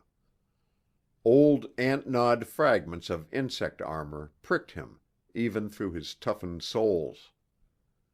He looked about cautiously and removed them, took a dozen steps and had to stop again. Burl's brain had been uncommonly stimulated of late. It had gotten him into at least one predicament, due to his invention of a spear, but had no less readily led to his escape from another. But for the reasoning that had led him to use the grease from the fish upon his shoulder in oiling his body when he struggled out of the spider's snare, he would now be furnishing a meal for that monster. Cautiously, Burl looked all about him. He seemed to be safe. Then, quite deliberately, he sat down to think. It was the first time in his life that he had done such a thing. The people of his tribe were not given to meditation. But an idea had struck Burl with all the force of inspiration, an abstract idea. When he was in difficulties, something within him seemed to suggest a way out. Would it suggest an inspiration now? He puzzled over the problem. Childlike and savage-like, the instant the thought came to him, he proceeded to test it out. He fixed his gaze upon his foot. The sharp edges of pebbles, of the remains of insect armor, of a dozen things, hurt his feet when he walked. They had done so ever since he had been born, but never had his feet been sticky so that the irritation continued with him for more than a single step. Now he gazed upon his foot and waited for the thought within him to develop. Meanwhile, he slowly removed the sharp-pointed fragments one by one. Partly coated as they were with the half-liquid gum from his feet, they clung to his fingers as they had to his feet, except upon those portions where the oil was thick as before. Burl's reasoning before was simple and of the primary order. Where oil covered him, the web did not. Therefore, he would coat the rest of himself with oil. Had he been placed in the same predicament again, he would have used the same means of escape. But to apply a bit of knowledge gained in one predicament to another difficulty was something he had not yet done. A dog may be taught that by pulling on the latch-string of a door he may open it, but the same dog coming to a high and close barred gate with a latch-string attached will never think of pulling on this second latch-string. He associates a latch-string with the opening of the door. The opening of a gate is another matter entirely. Burl had been stirred to one invention by imminent peril. That is not extraordinary. But to reason in cold blood, as he presently did, that oil on his feet would nullify the glue upon his feet and enable him again to walk in comfort, that was a triumph. The inventions of savages are essentially matters of life and death, of food and safety. Comfort and luxury are only produced by intelligence of a high order. Burl, in safety, had added to his comfort. That was truly a more important thing in his development than almost any other thing he could have done. He oiled his feet. It was an almost infinitesimal problem, but Burl's struggles with the mental process of reasoning were actual. 30,000 years before him, a wise man had pointed out that education is simply training in thought, in efficient and effective thinking. Burl's tribe had been too much preoccupied with food and mere existence to think, and now Burl, sitting at the base of a squat toadstool that all but concealed him, re-exemplified Rodin's thinker for the first time in many generations. For Burl to reason that oil upon the soles of his feet would guard him against sharp stones was as much a triumph of intellect as any masterpiece of art in the ages before him. Burl was learning how to think. He stood up, walked, and crowed in sheer delight, then paused a moment in awe of his own intelligence. 35 miles from his tribe, naked, unarmed, utterly ignorant of fire, of wood, of any weapons save a spear he had experimented with the day before, abysmally uninformed concerning the very existence of any art or science, Burl stopped to assure himself that he was very wonderful. Pride came to him. He wished to display himself to Saya, these things upon his feet, and his spear. But his spear was gone. With touching faith in the efficacy of this new pastime, Burl sat promptly down again and knitted his brows. Just as a superstitious person, once convinced that by appeal to a favorite talisman he will be guided aright, will inevitably apply to that talisman on all occasions, so Burl plumped himself down to think. These questions were easily answered. Burl was naked. He would search out garments for himself. He was weaponless. He would find himself a spear. He was hungry, and would seek food, and he was far from his tribe, so he would go to them. Puerile reasoning, of course, but valuable, because it was consciously reasoning, consciously appealing to his mind for guidance in difficulty, deliberate progress from a mental desire to a mental resolution. Even in the high civilization of ages before, few men had really used their brains. The great majority of people had depended upon machines and their leaders to think for them. Burl's tribefolk depended on their stomachs. Burl, however, was gradually developing the habit of thinking, which makes for leadership and which would be invaluable to his little tribe. He stood up again and faced upstream, moving slowly and cautiously, his eyes searching the ground before him keenly and his ears alert for the slightest sound of danger. Gigantic butterflies, riotous in coloring, fluttered overhead through the misty haze. Sometimes a grasshopper hurtled through the air like a projectile, its transparent wings beating the air frantically. Now and then a wasp sped by, intent upon its hunting, or a bee droned heavily along, anxious and worried, striving in a nearly flowerless world to gather the pollen that would feed the hive. Here and there Burl saw flies of various sorts, some no larger than his thumb, but others the size of his whole hand. They fed upon the juices that dripped from the maggot-infested mushrooms when filth more to their liking was not at hand. Very far away a shrill roaring sounded faintly. It was like a multitude of clickings blended into a single sound, but was so far away that it did not impress itself upon Burl's attention. He had all the strictly localized vision of a child. What was near was important, and what was distant could be ignored. Only the imminent required attention, and Burl was preoccupied. Had he listened, he would have realized that army ants were abroad in countless millions, spreading themselves out in a broad array and eating all they came upon far more destructively than so many locusts. Locusts in past ages had eaten all green things. There were only giant cabbages and a few such tenacious rank growths in the world that Burl knew.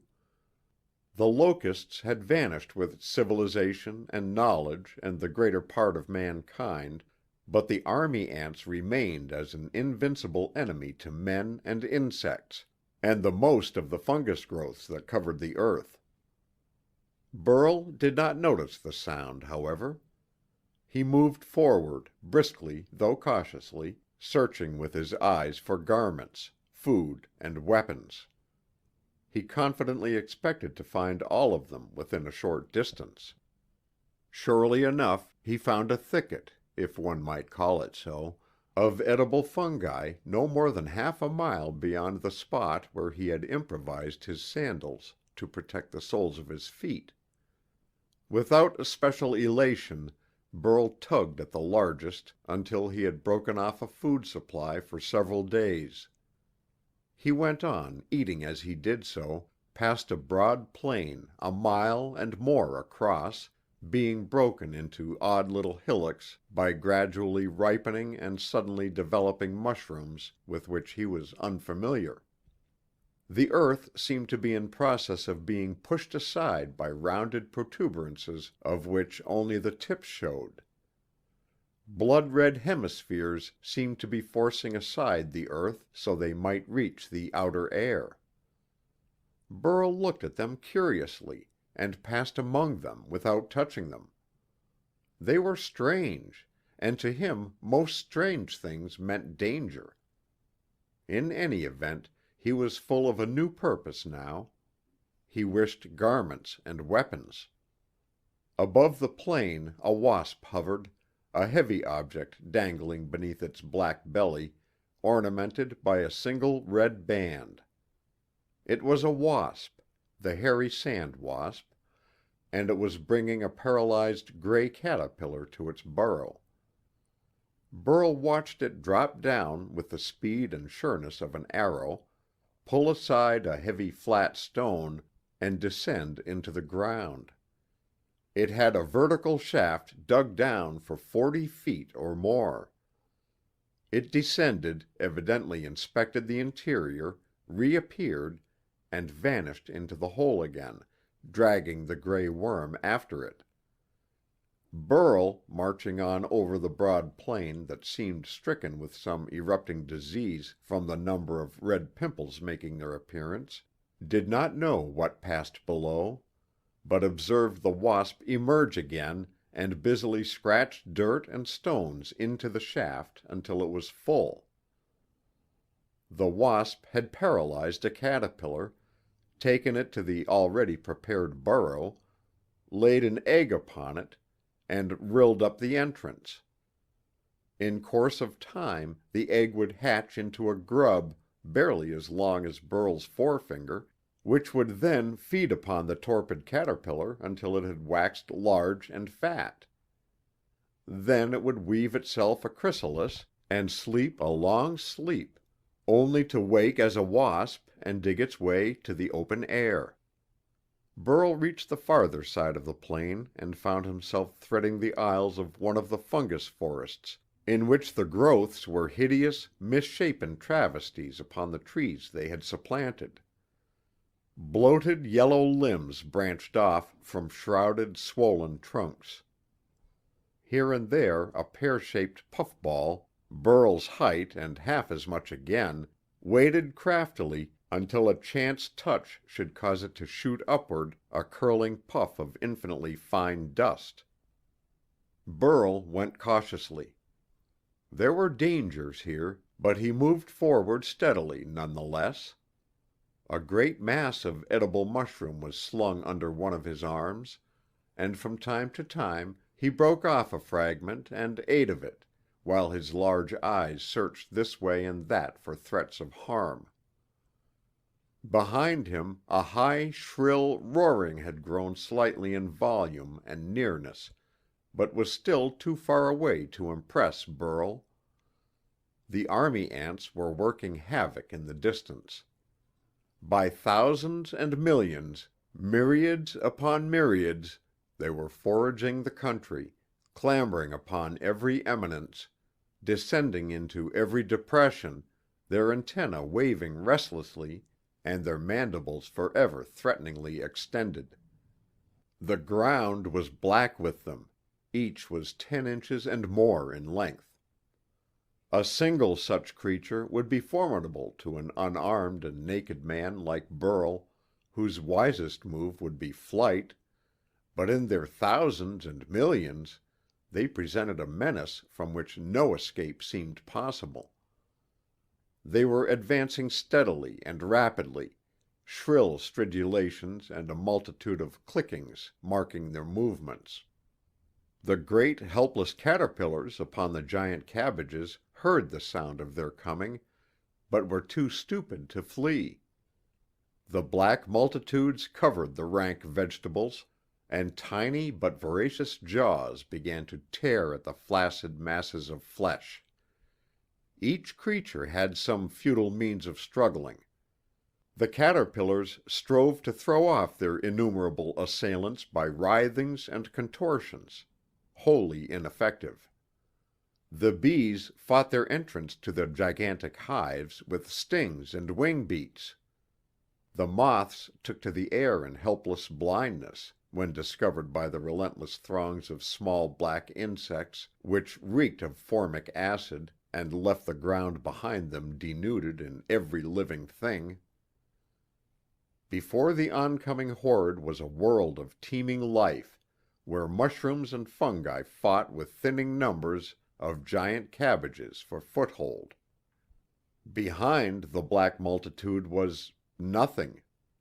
Mushrooms, cabbages, bees, wasps, crickets. Every creeping and crawling thing that did not get aloft before the black tide reached it was lost, torn to bits by tiny mandibles.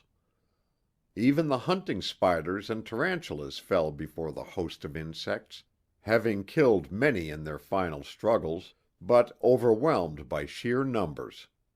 And the wounded and dying army ants made food for their sound comrades. There is no mercy among insects. Only the web spiders sat unmoved and immovable in their colossal snares, secure in the knowledge that their gummy webs would discourage attempts at invasion along the slender supporting cables. Surging onward, flowing like a monstrous, murky tide over the yellow steaming earth, the army ants advanced. Their vanguard reached the river and recoiled. Burl was perhaps 5 miles distant when they changed their course, communicating the altered line of march to those behind them in some mysterious fashion of transmitting intelligence. 30,000 years before, scientists had debated gravely over the means of communication among ants. They had observed that a single ant finding a bit of booty too large for him to handle alone would return to the ant city and return with others. From that one instance they deduced a language of gestures made with the antennae. Burl had no wise theories. He merely knew facts, but he knew that the ants had some form of speech or transmission of ideas. Now, however, he was moving cautiously along toward the stamping grounds of his tribe, in complete ignorance of the black blanket of living creatures creeping over the ground toward him. A million tragedies marked the progress of the insect army. There was a tiny colony of mining bees, zebra bees. A single mother, some 4 feet long, had dug a huge gallery with some 10 cells, in which she laid her eggs and fed her grubs with hard-gathered pollen. The grubs had waxed fat and large, became bees, and laid eggs in their turn, within the gallery their mother had dug out for them. 10 such bulky insects now foraged busily for grubs within the ancestral home, while the founder of the colony had grown draggled and wingless with the passing of time. Unable to forage herself, the old bee became the guardian of the nest or hive, as is the custom among the mining bees. She closed the opening of the hive with her head, making a living barrier within the entrance, and withdrawing to give entrance and exit only to duly authenticated members of the extensive colony. The ancient and draggled concierge of the underground dwelling was at her post when the wave of army ants swept over her. Tiny, evil-smelling feet trampled upon her. She emerged to fight with mandible and sting for the sanctity of the hive. In a moment she was a shaggy mass of biting ants, rending and tearing at her chitinous armor. The old bee fought madly, viciously, sounding a buzzing alarm to the colonists yet within the hive. They emerged, fighting as they came, for the gallery leading down was a dark flood of small insects. For a few moments a battle such as would make an epic was in progress. 10 huge bees, each 4 to 5 feet long, fighting with legs and jaw, wing and mandible, with all the ferocity of as many tigers. The tiny, vicious ants covered them, snapping at their multiple eyes, biting at the tender joints in their armor, sometimes releasing the larger prey to leap upon an injured comrade wounded by the huge creature they battled in common. The fight, however, would have but one ending. Struggle as the bees might, Herculean as their efforts might be, they were powerless against the incredible numbers of their assailants, who tore them into tiny fragments and devoured them. Before the last shred of the hive's defenders had vanished, the hive itself was gutted alike of the grubs it had contained and the food brought to the grubs by such weary effort of the mature bees. The army ants went on. Only an empty gallery remained, that and a few fragments of tough armor, unappetizing even to the omnivorous ants. Burl was meditatively inspecting the scene of a recent tragedy, where rent and scraped fragments of a great beetle's shiny casing lay upon the ground. A greater beetle had come upon the first and slain him. Burl was looking upon the remains of the meal. 3 or 4 minims, little ants barely 6 inches long, foraged industriously among the bits. A new ant city was to be formed, and the queen ant lay hidden a half-mile away. These were the first hatchlings, who would feed the larger ants on whom would fall the great work of the ant city. Burl ignored them, searching with his eyes for a spear or weapon. Behind him, the clicking roar, the high-pitched stridulations of the horde of army ants rose in volume. Burl turned disgustedly away. The best he could find in the way of a weapon was a fiercely toothed hind leg. He picked it up, and an angry whine rose from the ground. One of the black minims was working busily to detach a fragment of flesh from the joint of the leg, and Burl had snatched the morsel from him. The little creature was hardly half a foot in length, but it advanced upon Burl, shrilling angrily. He struck it with the leg and crushed it. 2 of the other minims appeared, attracted by the noise the first had made. Discovering the crushed body of their fellow, they unceremoniously dismembered it and bore it away in triumph. Burl went on, swinging the toothed limb in his hand. It made a fair club, and Burl was accustomed to use stones to crush the juicy legs of such giant crickets as his tribe sometimes came upon. He formed a half-defined idea of a club. The sharp teeth of the thing in his hand made him realize that a sidewise blow was better than a spear-like thrust. The sound behind him had become a distant whispering, high-pitched and growing nearer. The army ants swept over a mushroom forest, and the yellow, umbrella-like growths swarmed with black creatures devouring the substance on which they found a foothold. A great bluebottle fly, shining with a metallic luster, reposed in an ecstasy of feasting, sipping through its long proboscis the dark-colored liquid that dripped slowly from a mushroom. Maggots filled the mushroom and exuded a solvent pepsin that liquefied the white firm meat. They fed upon this soup, this gruel, and a surplus dripped to the ground below, where the bluebottle drank eagerly. Burl drew near and struck. The fly collapsed into a writhing heap. Burl stood over it for an instant, pondering. The army ants came nearer, down into a tiny valley, swarming into and through a little brook over which Burl had leaped. Ants can remain underwater for a long time without drowning, so the small stream was but a minor obstacle, though the current of water swept many of them off their feet until they choked the brook bed, and their comrades passed over their struggling bodies dry-shod. They were no more than temporarily annoyed, however, and presently crawled out to resume their march.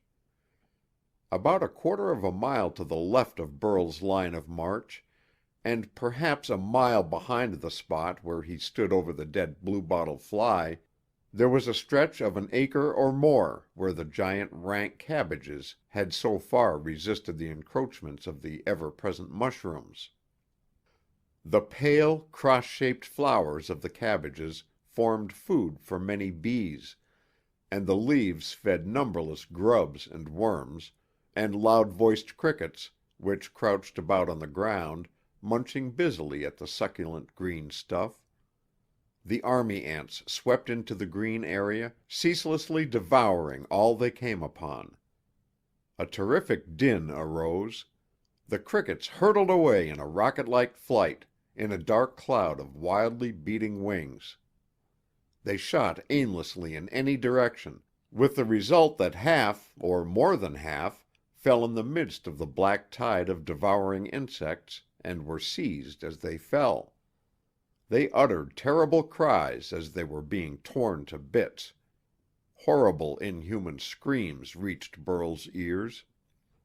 A single such cry of agony would not have attracted Burl's attention. He lived in the very atmosphere of tragedy. But the chorus of creatures in torment made him look up. This was no minor horror. Wholesale slaughter was going on. He peered anxiously in the direction of the sound. A wild stretch of sickly yellow fungus, here and there interspersed with a squat toadstool or a splash of vivid color where one of the many rusts had found a foothold. To the left a group of awkward, misshapen fungoids clustered in silent mockery of a forest of trees. There a mass of faded green where the giant cabbages stood. With the true sun never shining upon them save through a blanket of thick haze or heavy clouds, they were pallid things. But they were the only green things Burl had seen. Their nodding white flowers, with 4 petals in the form of a cross, glowed against the yellowish-green leaves. But as Burl gazed toward them, the green became slowly black. From where he stood, Burl could see 2 or 3 great grubs in lazy contentment, eating ceaselessly on the cabbages on which they rested. Suddenly, first one and then the other began to jerk spasmodically. Burl saw that about each of them a tiny rim of black had clustered. Tiny black motes milled over the green surfaces of the cabbages. The grubs became black. The cabbages became black. Horrible contortions of the writhing grubs told of the agonies they were enduring. Then a black wave appeared at the further edge of the stretch of the sickly yellow fungus, a glistening, living wave that moved forward rapidly with a roar of clickings and a persistent overtone of shrill stridulations. The hair rose upon Burl's head. He knew what this was. He knew all too well the meaning of that tide of shining bodies. With a gasp of terror, all his intellectual preoccupations forgotten, he turned and fled in ultimate panic. And the tide came slowly on after him. He flung away the great mass of edible mushroom, but clung to his sharp-toothed club desperately, and darted through the tangled aisles of the little mushroom forest, with a heedless disregard of the dangers that might await him there. Flies buzzed about him loudly, huge creatures, glittering with a metallic luster. Once he was struck upon the shoulder by the body of one of them, and his skin was torn by the swiftly vibrating wings of the insect as long as Burl's hand. Burl thrust it away and sped on. The oil with which he was partly covered had turned rancid now, and the odor attracted them, connoisseurs of the fetid. They buzzed over his head, keeping pace even with his headlong flight. A heavy weight settled upon his head and in a moment was doubled. Two of the creatures had dropped upon his oily hair to sip the rancid oil through their disgusting proboscises. Burl shook them off with his hand and ran madly on. His ears were keenly attuned to the sound of the army ants behind him, and it grew but little farther away. The clicking roar continued, but began to be overshadowed by the buzzing of the flies. In Burl's time, the flies had no great heaps of putrid matter in which to lay their eggs. The ants, busy scavengers, carted away the debris of the multitudinous tragedies of the insect world long before it could acquire the gamey flavor beloved by the fly maggots. Only in isolated spots were the flies really numerous, but there they clustered in clouds that darkened the sky. Such a buzzing, whirling cloud surrounded the madly running figure of Burl. It seemed as though a miniature whirlwind kept pace with the little pink-skinned man, a whirlwind composed of winged bodies and multi-faceted eyes.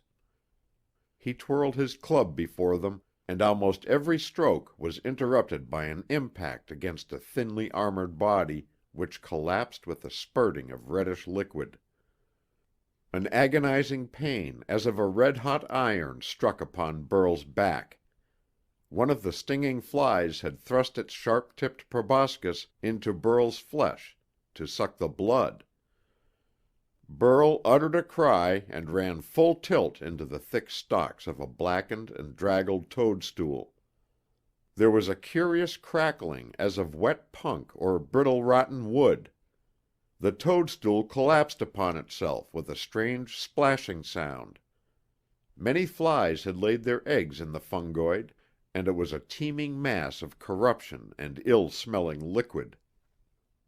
With the crash of the toadstool's head upon the ground, it fell into a dozen pieces, and the earth for yards around was spattered with a stinking liquid in which tiny, headless maggots twitched convulsively. The buzzing of the flies took on a note of satisfaction, and they settled by hundreds about the edges of the ill-smelling pools, becoming lost in the ecstasy of feasting, while Burl staggered to his feet and darted off again.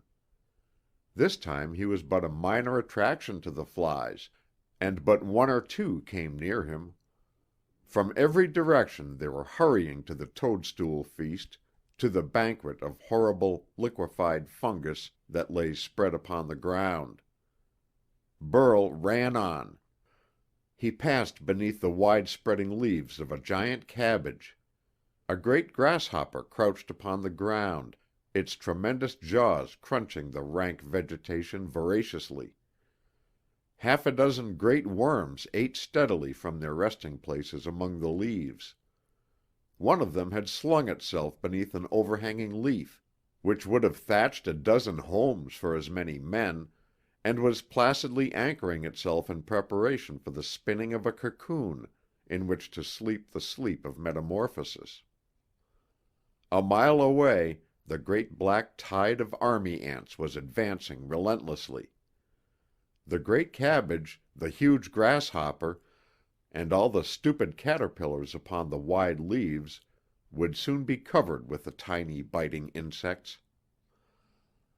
The cabbage would be reduced to a chewed and destroyed stump, the colossal, furry grubs would be torn into a myriad mouthfuls and devoured by the black army ants, and the grasshopper would strike out with terrific, unguided strength, crushing its assailants by blows of its powerful hind legs and bites of its great jaws. But it would die, making terrible sounds of torment as the vicious mandibles of the army ants found crevices in its armor. The clicking roar of the ants' advance overshadowed all other sounds now. Burl was running madly, breath coming in great gasps, his eyes wide with panic. Alone of all the world about him, he knew the danger behind. The insects he passed were going about their business with that terrifying efficiency found only in the insect world. There is something strangely daunting in the actions of an insect. It moves so directly, with such uncanny precision, with such utter indifference to anything but the end in view. Cannibalism is a rule, almost without exception. The paralysis of prey, so it may remain alive and fresh, though in agony, for weeks on end, is a common practice. The eating piecemeal of still living victims is a matter of course. Absolute mercilessness, utter callousness, incredible inhumanity beyond anything known in the animal world, is the natural and commonplace practice of the insects. And these vast cruelties are performed by armored, machine-like creatures with an abstraction and a routine air that suggests a horrible nature behind them all. Burl nearly stumbled upon a tragedy. He passed within a dozen yards of a space where a female dung beetle was devouring the mate whose honeymoon had begun that same day and ended in that gruesome fashion. Hidden behind a clump of mushrooms, a great yellow-banded spider was coyly threatening a smaller male of her own species. He was discreetly ardent, but if he won the favor of the gruesome creature he was wooing, he would furnish an appetizing meal for her some time within 24 hours. Burl's heart was pounding madly. The breath whistled in his nostrils, and behind him the wave of army ants was drawing nearer. They came upon the feasting flies. Some took to the air and escaped, but others were too engrossed in their delicious meal. The twitching little maggots, stranded upon the earth by the scattering of their soupy broth, were torn in pieces. The flies who were seized vanished into tiny maws. The serried ranks of black insects went on. The tiny clickings of their limbs, the perpetual challenges and cross-challenges of crossed antennae, the stridulations of the creatures, all combined to make a high-pitched but deafening din. Now and then another sound pierced the noises made by the ants themselves. A cricket, seized by 1,000 tiny jaws, uttered cries of agony. The shrill note of the crickets had grown deeply bass with the increase in size of the organs that uttered it. There was a strange contrast between the ground before the advancing horde and that immediately behind it. Before, a busy world, teeming with life. Butterflies floating overhead on lazy wings, grubs waxing fat and huge upon the giant cabbages, crickets eating, great spiders sitting quietly in their lairs, waiting with invincible patience for prey to draw near their trap doors or fall into their webs. Colossal beetles lumbering heavily through the mushroom forests, seeking food, making love in monstrous, tragic fashion. And behind the wide belt of army ants, chaos. The edible mushrooms gone. The giant cabbages left as mere stumps of unappetizing pulp. The busy life of the insect world completely wiped out save for the flying creatures that fluttered helplessly over an utterly changed landscape. Here and there little bands of stragglers moved busily over the denuded earth, searching for some fragment of food that might conceivably have been overlooked by the main body. Burl was putting forth his last ounce of strength. His limbs trembled, his breathing was agony, sweat stood out upon his forehead. He ran a little, naked man with the disjointed fragment of a huge insect's limb in his hand, running for his insignificant life, running as if his continued existence among the million tragedies of that single day were the purpose for which the whole of the universe had been created. He sped across an open space 100 yards across.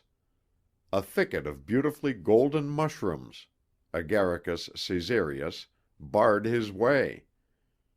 Beyond the mushrooms, a range of strangely colored hills began, purple and green and black and gold, melting into each other, branching off from each other, inextricably tangled. They rose to a height of perhaps 60 or 70 feet, and above them a little grayish haze had gathered. There seemed to be a layer of tenuous vapor upon their surfaces, which slowly rose and coiled and gathered into a tiny cloudlet above their tips. The hills themselves were but masses of fungus, mushrooms and fungoids of every description, yeasts, musts, and every form of fungus growth which had grown within itself and about itself until this great mass of strangely colored, spongy stuff had gathered in a mass that undulated unevenly across the level earth for miles. Burl burst through the golden thicket and attacked the ascent. His feet sank into the spongy sides of the hillock. Panting, gasping, staggering from exhaustion, he made his way up the top. He plunged into a little valley on the farther side, up another slope. For perhaps 10 minutes he forced himself on, then collapsed. He lay, unable to move further, in a little hollow, his sharp-toothed club still clasped in his hands. Above him a bright yellow butterfly with a 30-foot spread of wing fluttered lightly. He lay motionless, breathing in great gasps, his limbs stubbornly refusing to lift him. The sound of the army ants continued to grow near. At last, above the crest of the last hillock he had surmounted, 2 tiny antennae appeared, then the black glistening head of an army ant, the forerunner of its horde. It moved deliberately forward, waving its antennae ceaselessly. It made its way toward Burl, tiny clickings coming from the movements of its limbs.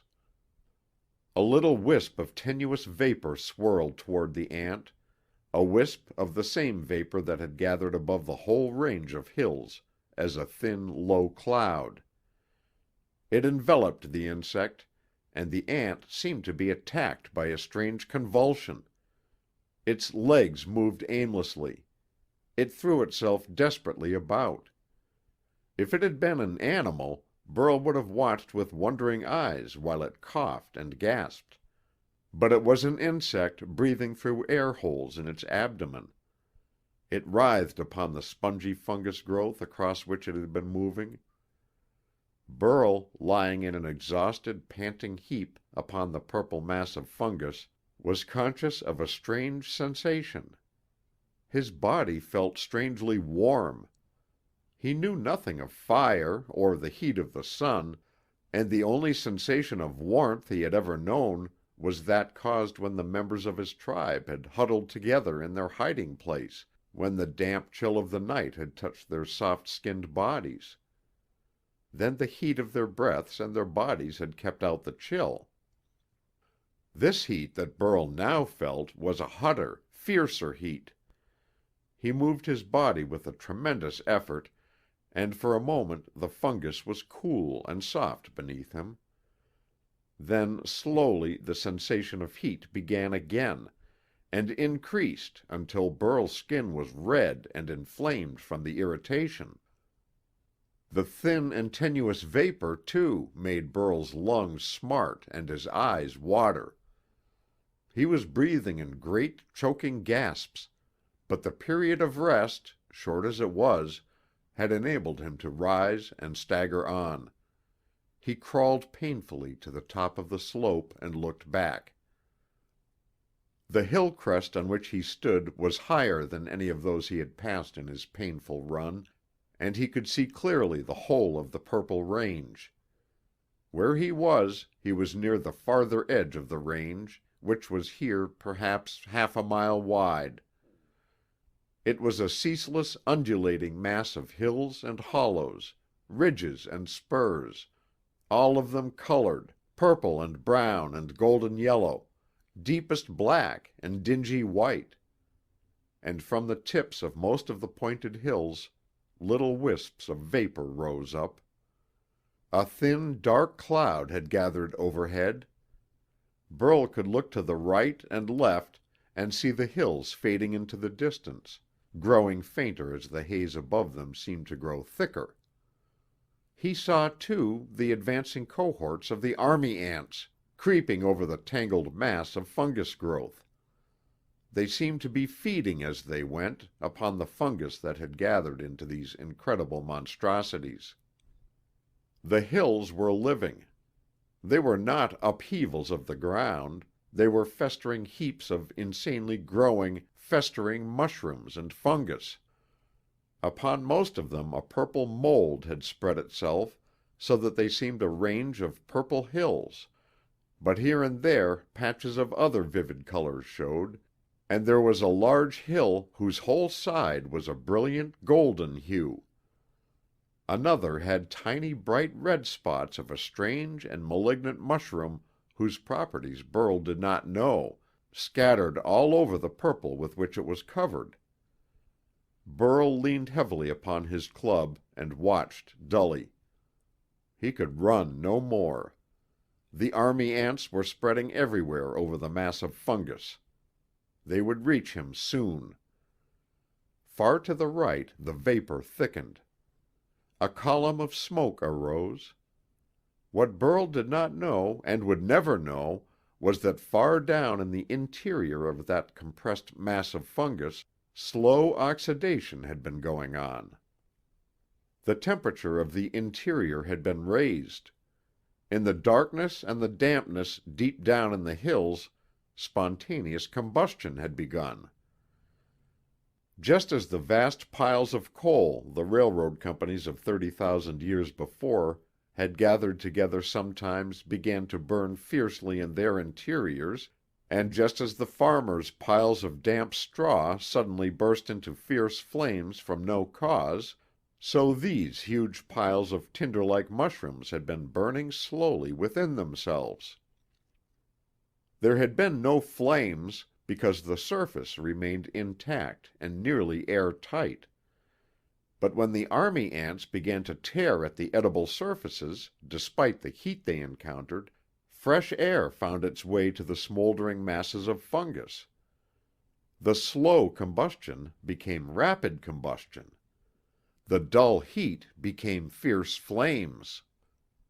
The slow trickle of thin smoke became a huge column of thick, choking, acrid stuff that set the army ants that breathed it into spasms of convulsive writhing. From a dozen points the flames burst out. A dozen or more columns of blinding smoke rose to the heavens. A pall of fume-laden smoke gathered above the range of purple hills, while Burl watched apathetically. And the serried ranks of army ants marched on to the widening furnaces that awaited them. They had recoiled from the river because their instinct had warned them. 30,000 years without danger from fire, however, had let their racial fear of fire die out. They marched into the blazing orifices they had opened in the hills, snapping with their mandibles at the leaping flames, springing at the glowing tinder. The blazing area widened as the purple surface was undermined and fell in. Burl watched the phenomenon without comprehension and even without thankfulness. He stood panting more and more slowly, breathing more and more easily, until the glow from the approaching flames reddened his skin and the acrid smoke made tears flow from his eyes.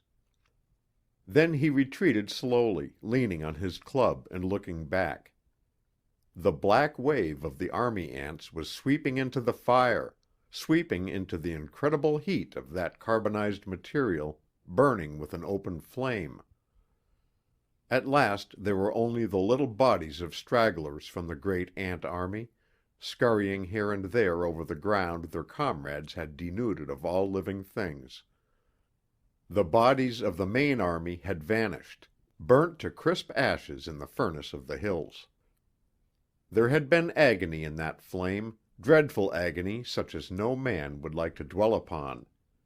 The insane courage of the ants, attacking with their horny jaws and burning masses of fungus, rolling over and over with a flaming missile clutched in their mandibles, sounding their shrill war cry while cries of agony came from them, blinded, their antennae burnt off, their lidless eyes scorched by the licking flames, yet going madly forward on flaming feet to attack, ever attack this unknown and unknowable enemy. Burl made his way slowly over the hills. Twice he saw small bodies of the army ants. They had passed between the widening surfaces their comrades had opened, and they were feeding voraciously upon the hills they trod on.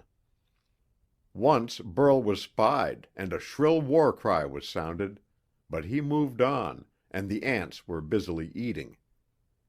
A single ant rushed toward him.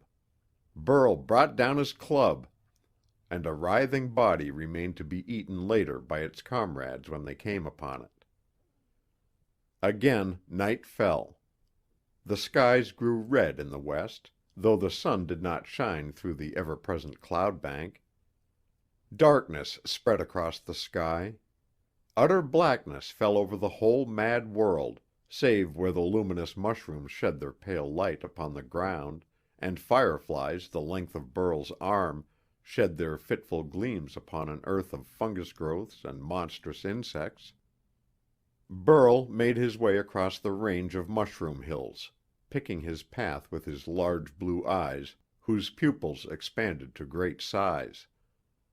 Slowly, from the sky, now a drop and then a drop, now a drop and then a drop, the nightly rain that would continue until daybreak began. Burl found the ground hard beneath his feet. He listened keenly for sounds of danger. Something rustled heavily in a thicket of mushrooms 100 yards away. There were sounds of preening and of delicate feet placed lightly here and there upon the ground.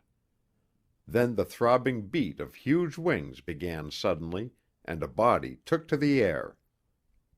A fierce, down-coming current of air smote Burl, and he looked upward in time to catch the outline of a huge body, a moth, as it passed above him. He turned to watch the line of its flight, and saw a strange glow in the sky behind him. The mushroom hills were still burning.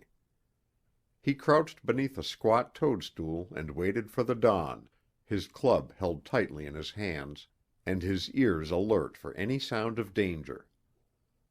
The slow-dropping, sodden rain kept on. It fell with irregular, drum-like beats upon the tough top of the toadstool under which he had taken refuge. Slowly, slowly the sodden rainfall continued. Drop by drop, all the night long, the warm pellets of liquid came from the sky. They boomed upon the hollow heads of the toadstools and splashed into the streaming pools that lay festering all over the fungus-covered earth. And all the night long the great fires grew and spread in the mass of already half-carbonized mushroom. The flare at the horizon grew brighter and nearer. Burl, naked and hiding beneath a huge mushroom, watched it grow near him with wide eyes, wondering what this thing was. He had never seen a flame before. The overhanging clouds were brightened by the flames. Over a stretch at least a dozen miles in length, and from half a mile to 3 miles across, seething furnaces sent columns of dense smoke up to the roof of clouds, luminous from the glow below them, and spreading out and forming an intermediate layer below the cloud banks. It was like the glow of all the many lights of a vast city thrown against the sky, but the last great city had molded into fungus-covered rubbish 30,000 years before. Like the flitting of airplanes above a populous city, too, was the flitting of fascinated creatures above the glow. Moths and great flying beetles, gigantic gnats and midges grown huge with the passing of time, they fluttered and danced the dance of death above the flames. As the fire grew nearer to Burl, he could see them. Colossal, delicately formed creatures swooped above the strange blaze. Moths with their riotously colored wings of 30-foot spread beat the air with mighty strokes, and their huge eyes glowed like carbuncles as they stared with the frenzied gaze of intoxicated devotees into the glowing flames below them. Burl saw a great peacock moth soaring above the burning mushroom hills. Its wings were all of 40 feet across, and fluttered like gigantic sails as the moth gazed down at the flaming furnace below. The separate flames had united now, and a single sheet of white-hot burning stuff spread across the country for miles, sending up its clouds of smoke, in which and through which the fascinated creatures flew. Feathery antennae of the finest lace spread out before the head of the peacock moth, and its body was softest, richest velvet. A ring of snow-white down marked where its head began, and the red glow from below smote on the maroon of its body with a strange effect. For one instant it was outlined clearly. Its eyes glowed more redly than any ruby's fire, and the great delicate wings were poised in flight. Burl caught the flash of the flames upon two great iridescent spots upon the wide-spread wings. Shining purple and vivid red, the glow of opal and the sheen of pearl, all the glory of chalcedony and chrysoprase formed a single wonder in the red glare of burning fungus.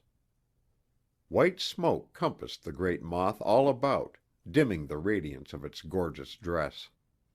Burl saw it dart straight into the thickest and brightest of the licking flames, flying madly, eagerly into the searing hellish heat as a willing, drunken sacrifice to the god of fire.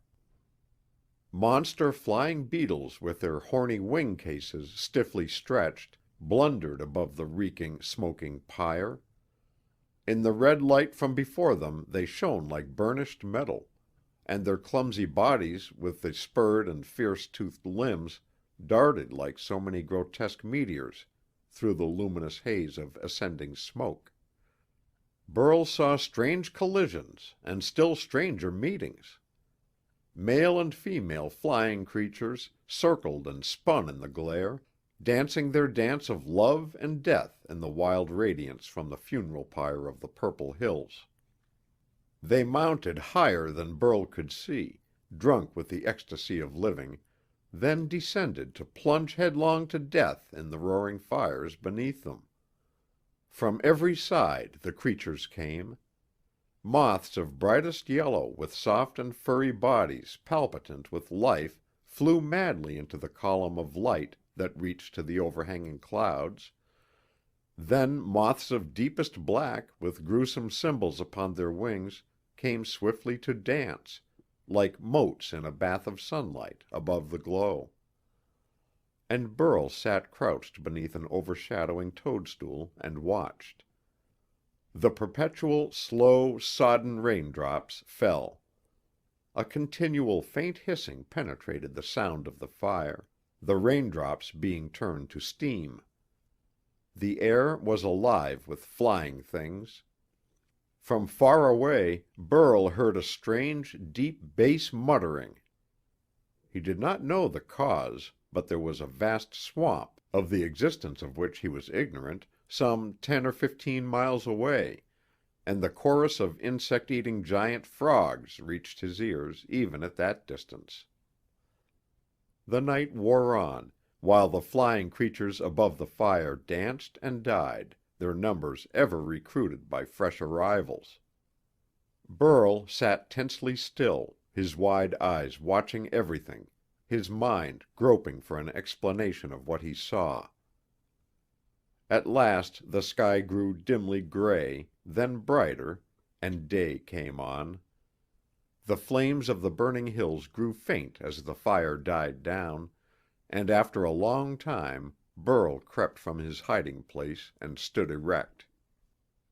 100 yards from where he was, a straight wall of smoke rose from the still smoldering fungus, and Burl could see it stretching for miles in either direction. He turned to continue on his way and saw the remains of one of the tragedies of the night. A huge moth had flown into the flames, been horribly scorched, and floundered out again. Had it been able to fly, it would have returned to its devouring deity, but now it lay immovable upon the ground, its antennae seared hopelessly, one beautiful delicate wing burned in gaping holes, its eyes dimmed by flame, and its exquisitely tapering limbs broken and crushed by the force with which it had struck the ground. It lay helpless upon the earth, only the stumps of its antennae moving restlessly, and its abdomen pulsating slowly as it drew pain-racked breaths. Burl drew near and picked up a stone. He moved on presently, a velvet cloak cast over his shoulders, gleaming with all the colors of the rainbow. A gorgeous mass of soft, blue moth fur was about his middle, and he had bound upon his forehead 2 yard-long golden fragments of the moth's magnificent antennae. He strode on, slowly, clad as no man had been clad in all the ages. After a little, he secured a spear and took up his journey to Saya, looking like a prince of Ind upon a bridal journey, though no mere prince ever wore such raiment in days of greatest glory. For many long miles Burl threaded his way through a single forest of thin-stalked toadstools. They towered 3 man-heights high, and all about their bases were streaks and splashes of the rusts and molds that preyed upon them. Twice Burl came to open glades wherein open, bubbling pools of green slime festered in corruption, and once he hid himself fearfully as a monster scarabaeus beetle lumbered within 3 yards of him, moving heavily onward with a clanking of limbs as of some mighty machine. Burl saw the mighty armor and the inward curving jaws of the creature, and envied him his weapons. The time was not yet come, however, when Burl would smile at the great insect and hunt him for the juicy flesh contained in those armored limbs. Burl was still a savage, still ignorant, still timid. His principal advance had been that whereas he had fled without reasoning, he now paused to see if he need flee. In his hands he bore a long, sharp-pointed chitinous spear. It had been the weapon of a huge, unnamed flying insect scorched to death in the burning of the Purple Hills, which had floundered out of the flames to die. Burl had worked for an hour before being able to detach the weapon he coveted. It was as long and longer than Burl himself. He was a strange sight, moving slowly and cautiously through the shadowed lanes of the mushroom forest. A cloak of delicate velvet in which all the colors of the rainbow played in iridescent beauty hung from his shoulders. A mass of soft and beautiful moth fur was about his middle, and in the strip of sinew about his waist the fiercely toothed limb of a fighting beetle was thrust carelessly. He had bound to his forehead twin stalks of a great moth's feathery golden antennae. Against the play of color that came from his borrowed plumage, his pink skin showed in odd contrast. He looked like some proud knight walking slowly through the gardens of a goblin's castle.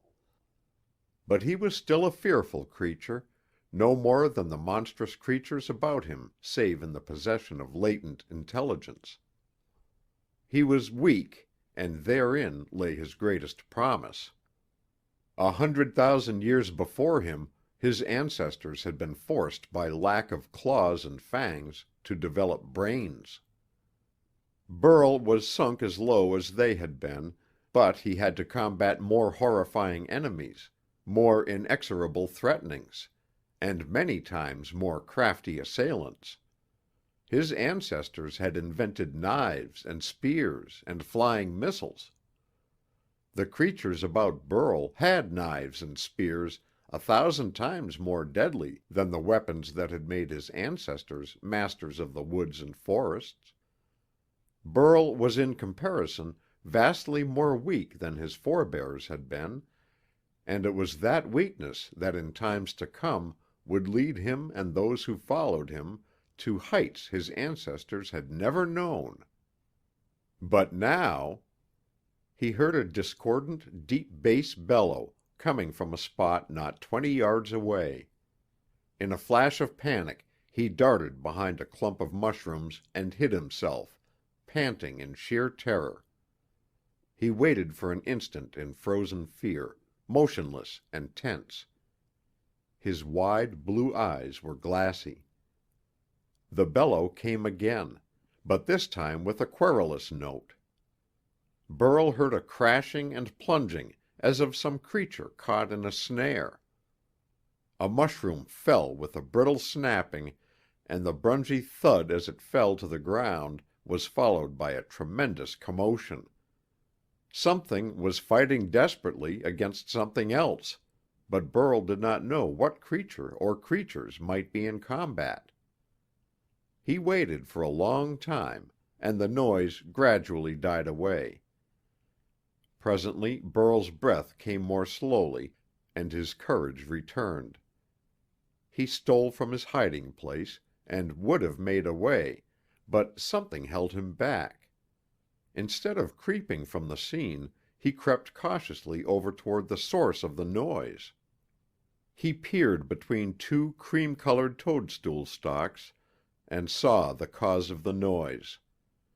A wide, funnel-shaped snare of silk was spread out before him, some 20 yards across and as many deep.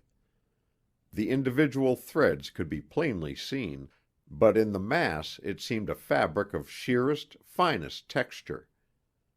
Held up by the small mushrooms, it was anchored to the ground below and drew away to a tiny point, through which a hole gave on some yet unknown recess.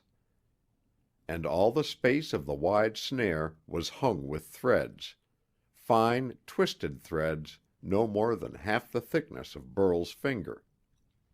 This was the trap of a labyrinth spider. Not one of the interlacing threads was strong enough to hold the feeblest of prey, but the threads were there by thousands. A great cricket had become entangled in the maze of sticky lines. Its limbs thrashed out, smashing the snare lines at every stroke, but at every stroke meeting and becoming entangled with a dozen more.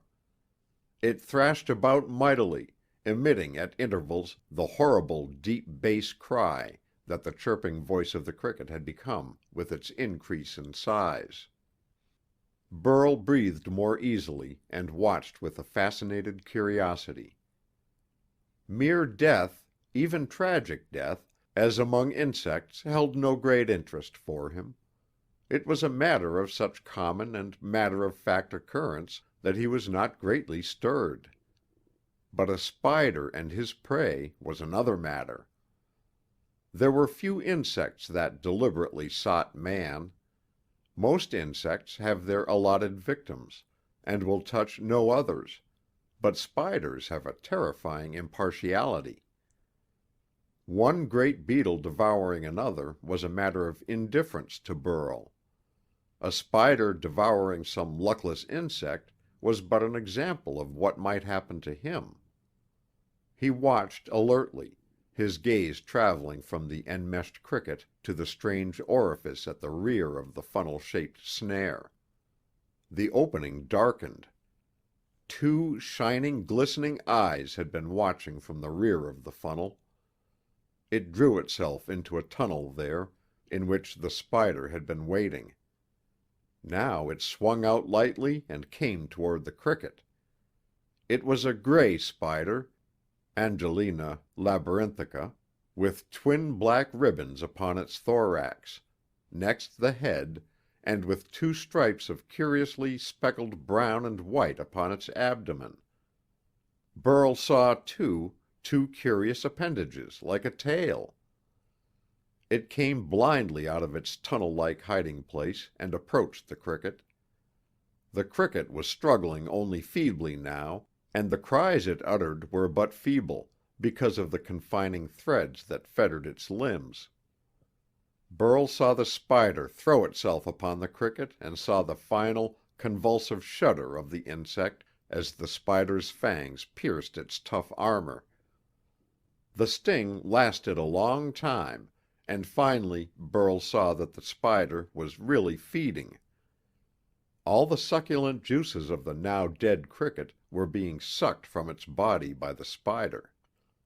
It had stung the cricket upon the haunch, and presently it went to the other leg and drained that too, by means of its powerful internal suction pump. When the second haunch had been sucked dry, the spider pawed the lifeless creature for a few moments and left it. Food was plentiful, and the spider could afford to be dainty in its feeding. The two choicest tidbits had been consumed. The remainder could be discarded. A sudden thought came to Burl and quite took his breath away. For a second his knees knocked together in self-induced panic. He watched the gray spider carefully, with growing determination in his eyes. He, Burl, had killed a hunting spider upon the red clay cliff. True, the killing had been an accident, and had nearly cost him his own life a few minutes later in the web spider's snare, but he had killed a spider, and of the most deadly kind. Now a great ambition was growing in Burl's heart. His tribe had always feared spiders too much to know much of their habits, but they knew one or two things. The most important was that the snare spiders never left their lairs to hunt. Never. Burl was about to make a daring application of that knowledge. He drew back from the white and shining snare and crept softly to the rear. The fabric gathered itself into a point and then continued for some 20 feet as a tunnel, in which the spider waited while dreaming of its last meal and waiting for the next victim to become entangled in the labyrinth in front. Burl made his way to a point where the tunnel was no more than 10 feet away and waited. Presently, through the interstices of the silk, he saw the gray bulk of the spider. It had left the exhausted body of the cricket and returned to its resting place. It settled itself carefully upon the soft walls of the tunnel, with its shining eyes fixed upon the tortuous threads of its trap. Burl's hair was standing straight up upon his head from sheer fright, but he was the slave of an idea. He drew near and poised his spear, his new and sharp spear, taken from the body of an unknown flying creature killed by the burning purple hills. Burl raised the spear and aimed its sharp and deadly point at the thick gray bulk he could see dimly through the threads of the tunnel. He thrust it home with all his strength and ran away at the top of his speed, glassy-eyed from terror. A long time later he ventured near again, his heart in his mouth, ready to flee at the slightest sound. All was still.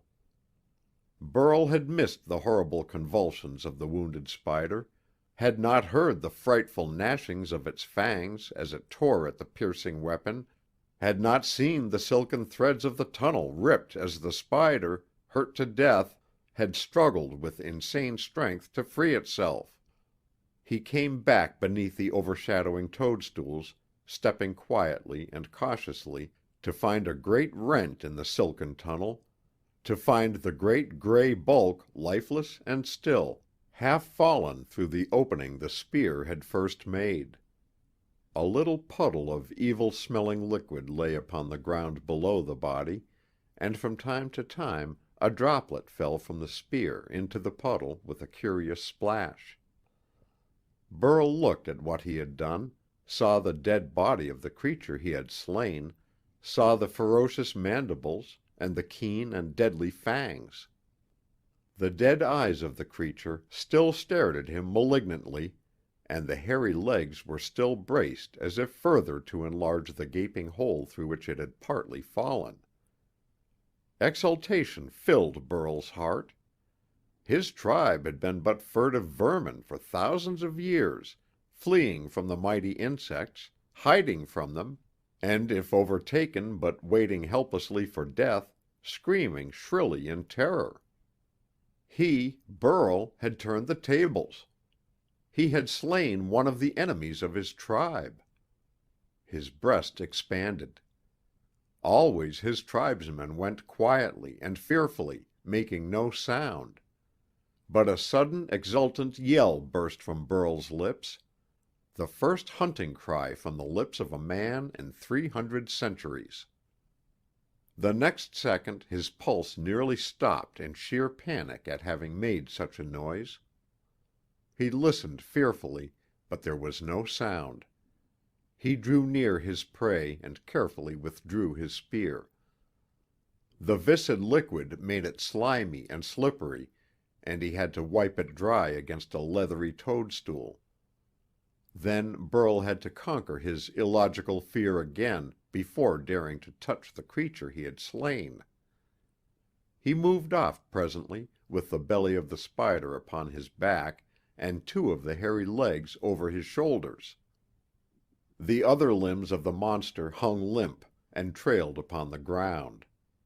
Burl was now a still more curious sight as a gaily colored object with a cloak shining in iridescent colors, the golden antenna of a great moth rising from his forehead, and the hideous bulk of a gray spider for a burden.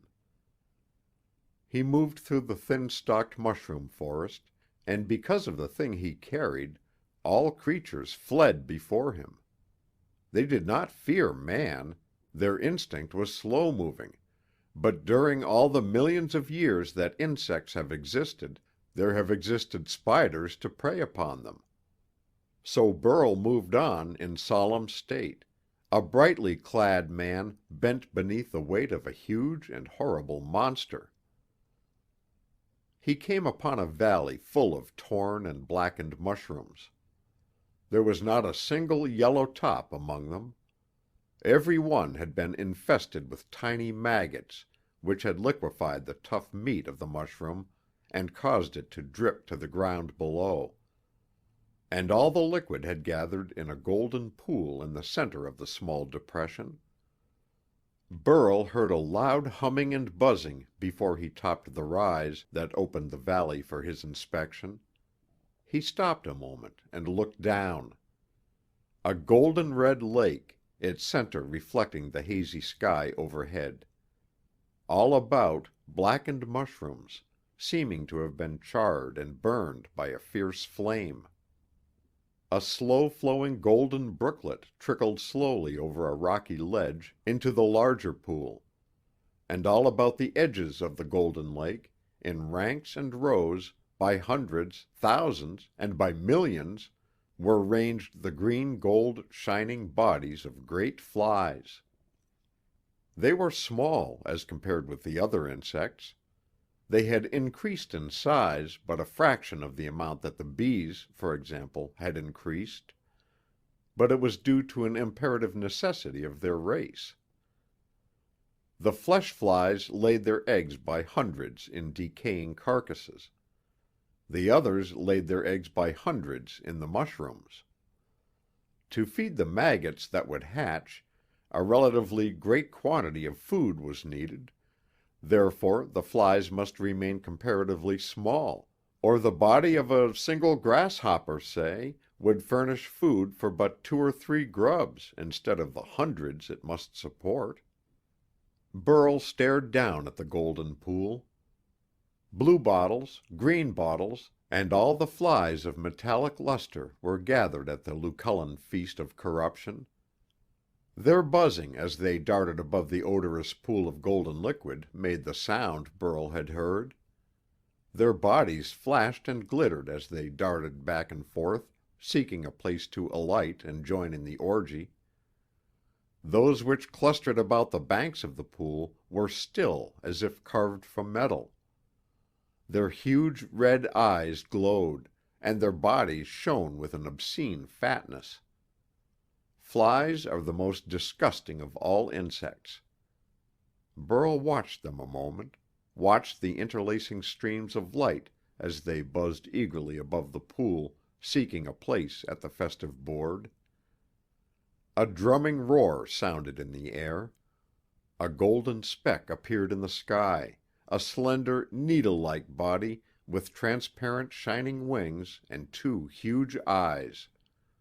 It grew nearer and became a dragonfly 20 feet and more in length, its body shimmering purest gold. It poised itself above the pool and then darted down. Its jaws snapped viciously and repeatedly, and at each snapping the glittering body of a fly vanished. A second dragonfly appeared, its body of vivid purple, and a third. They swooped and rushed above the golden pool, snapping in midair, turning their abrupt angular turns, creatures of incredible ferocity and beauty. At the moment they were nothing more or less than slaughtering machines. They darted here and there, their many-faceted eyes burning with bloodlust. In that mass of buzzing flies even the most voracious appetite must be sated, but the dragonflies kept on. Beautiful, slender, graceful creatures, they dashed here and there above the pond like avenging fiends or the mythical dragons for which they had been named. Only a few miles farther on, Burl came upon a familiar landmark. He knew it well, but from a safe distance as always. A mass of rock had heaved itself up from the nearly level plain over which he was traveling and formed an outjutting cliff. At one point the rock overhung a sheer drop, making an inverted ledge, a roof over nothingness, which had been preempted by a hairy creature and made into a fairy-like dwelling. A white hemisphere clung tenaciously to the rock above, and long cables anchored it firmly. Burl knew the place as one to be fearfully avoided. A clotho spider, Clothodorandi, Latr, had built itself a nest there, from which it emerged to hunt the unwary. Within that half-globe there was a monster, resting upon a cushion of softest silk. But if one went too near, one of the little inverted arches, seemingly firmly closed by a wall of silk, would open and a creature out of a dream of hell emerge, to run with fiendish agility toward its prey. Surely, Burl knew the place. Hung upon the outer walls of the silken palace were stones and tiny boulders, discarded fragments of former meals, and the gutted armor from limbs of ancient prey. But what caused Burl to know the place most surely and most terribly was another decoration that dangled from the castle of this insect ogre.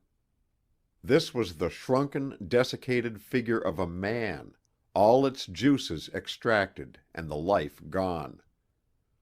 The death of that man had saved Burl's life 2 years before. They had been together, seeking a new source of edible mushrooms for food. The clotho spider was a hunter, not a spinner of snares. It sprang suddenly from behind a great puffball, and the two men froze in terror. Then it came swiftly forward and deliberately chose its victim. Burl had escaped when the other man was seized. Now he looked meditatively at the hiding place of his ancient enemy. Some day. But now he passed on. He went past the thicket in which the great moths hid during the day, and past the pool, a turgid thing of slime and yeast, in which a monster water snake lurked.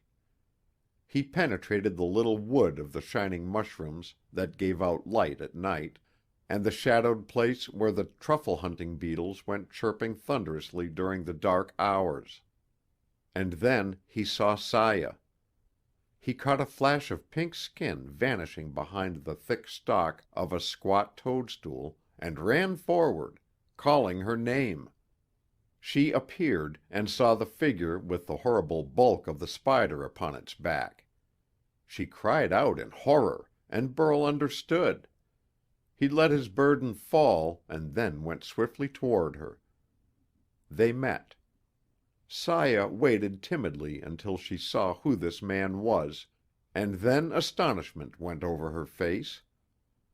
Gorgeously attired, in an iridescent cloak from the whole wing of a great moth, with a strip of softest fur from a night-flying creature about his middle, with golden feathery antennae bound upon his forehead, and a fierce spear in his hands, this was not the Burl she had known.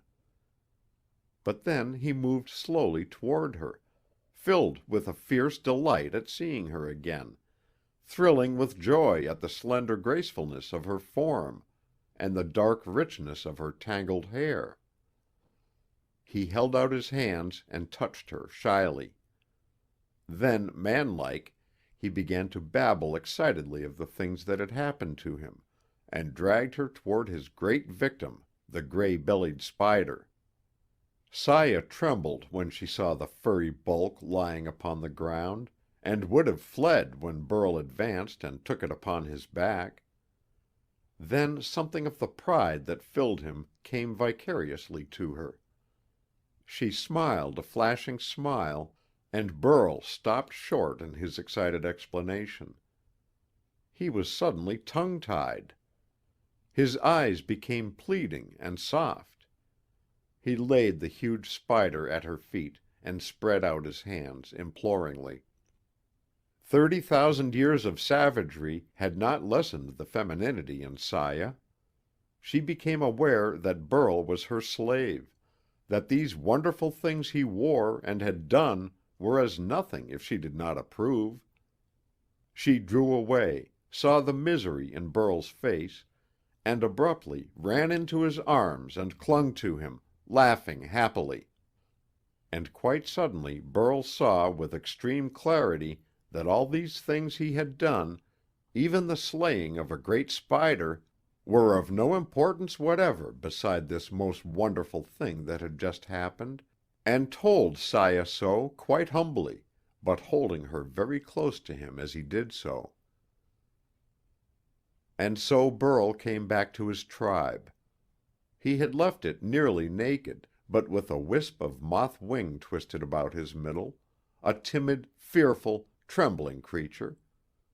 He returned in triumph, walking slowly and fearlessly down a broad lane of golden mushrooms toward the hiding place of his people. Upon his shoulders was draped a great and many-colored cloak made from the whole of a moth's wing. Soft fur was about his middle. A spear was in his hand and a fierce club at his waist. He and Saya bore between them the dead body of a huge spider, aforetime the dread of the pink-skinned, naked men. But to Burl, the most important thing of all was that Saya walked beside him openly, acknowledging him before all the tribe. End of The Mad Planet by Murray Leinster.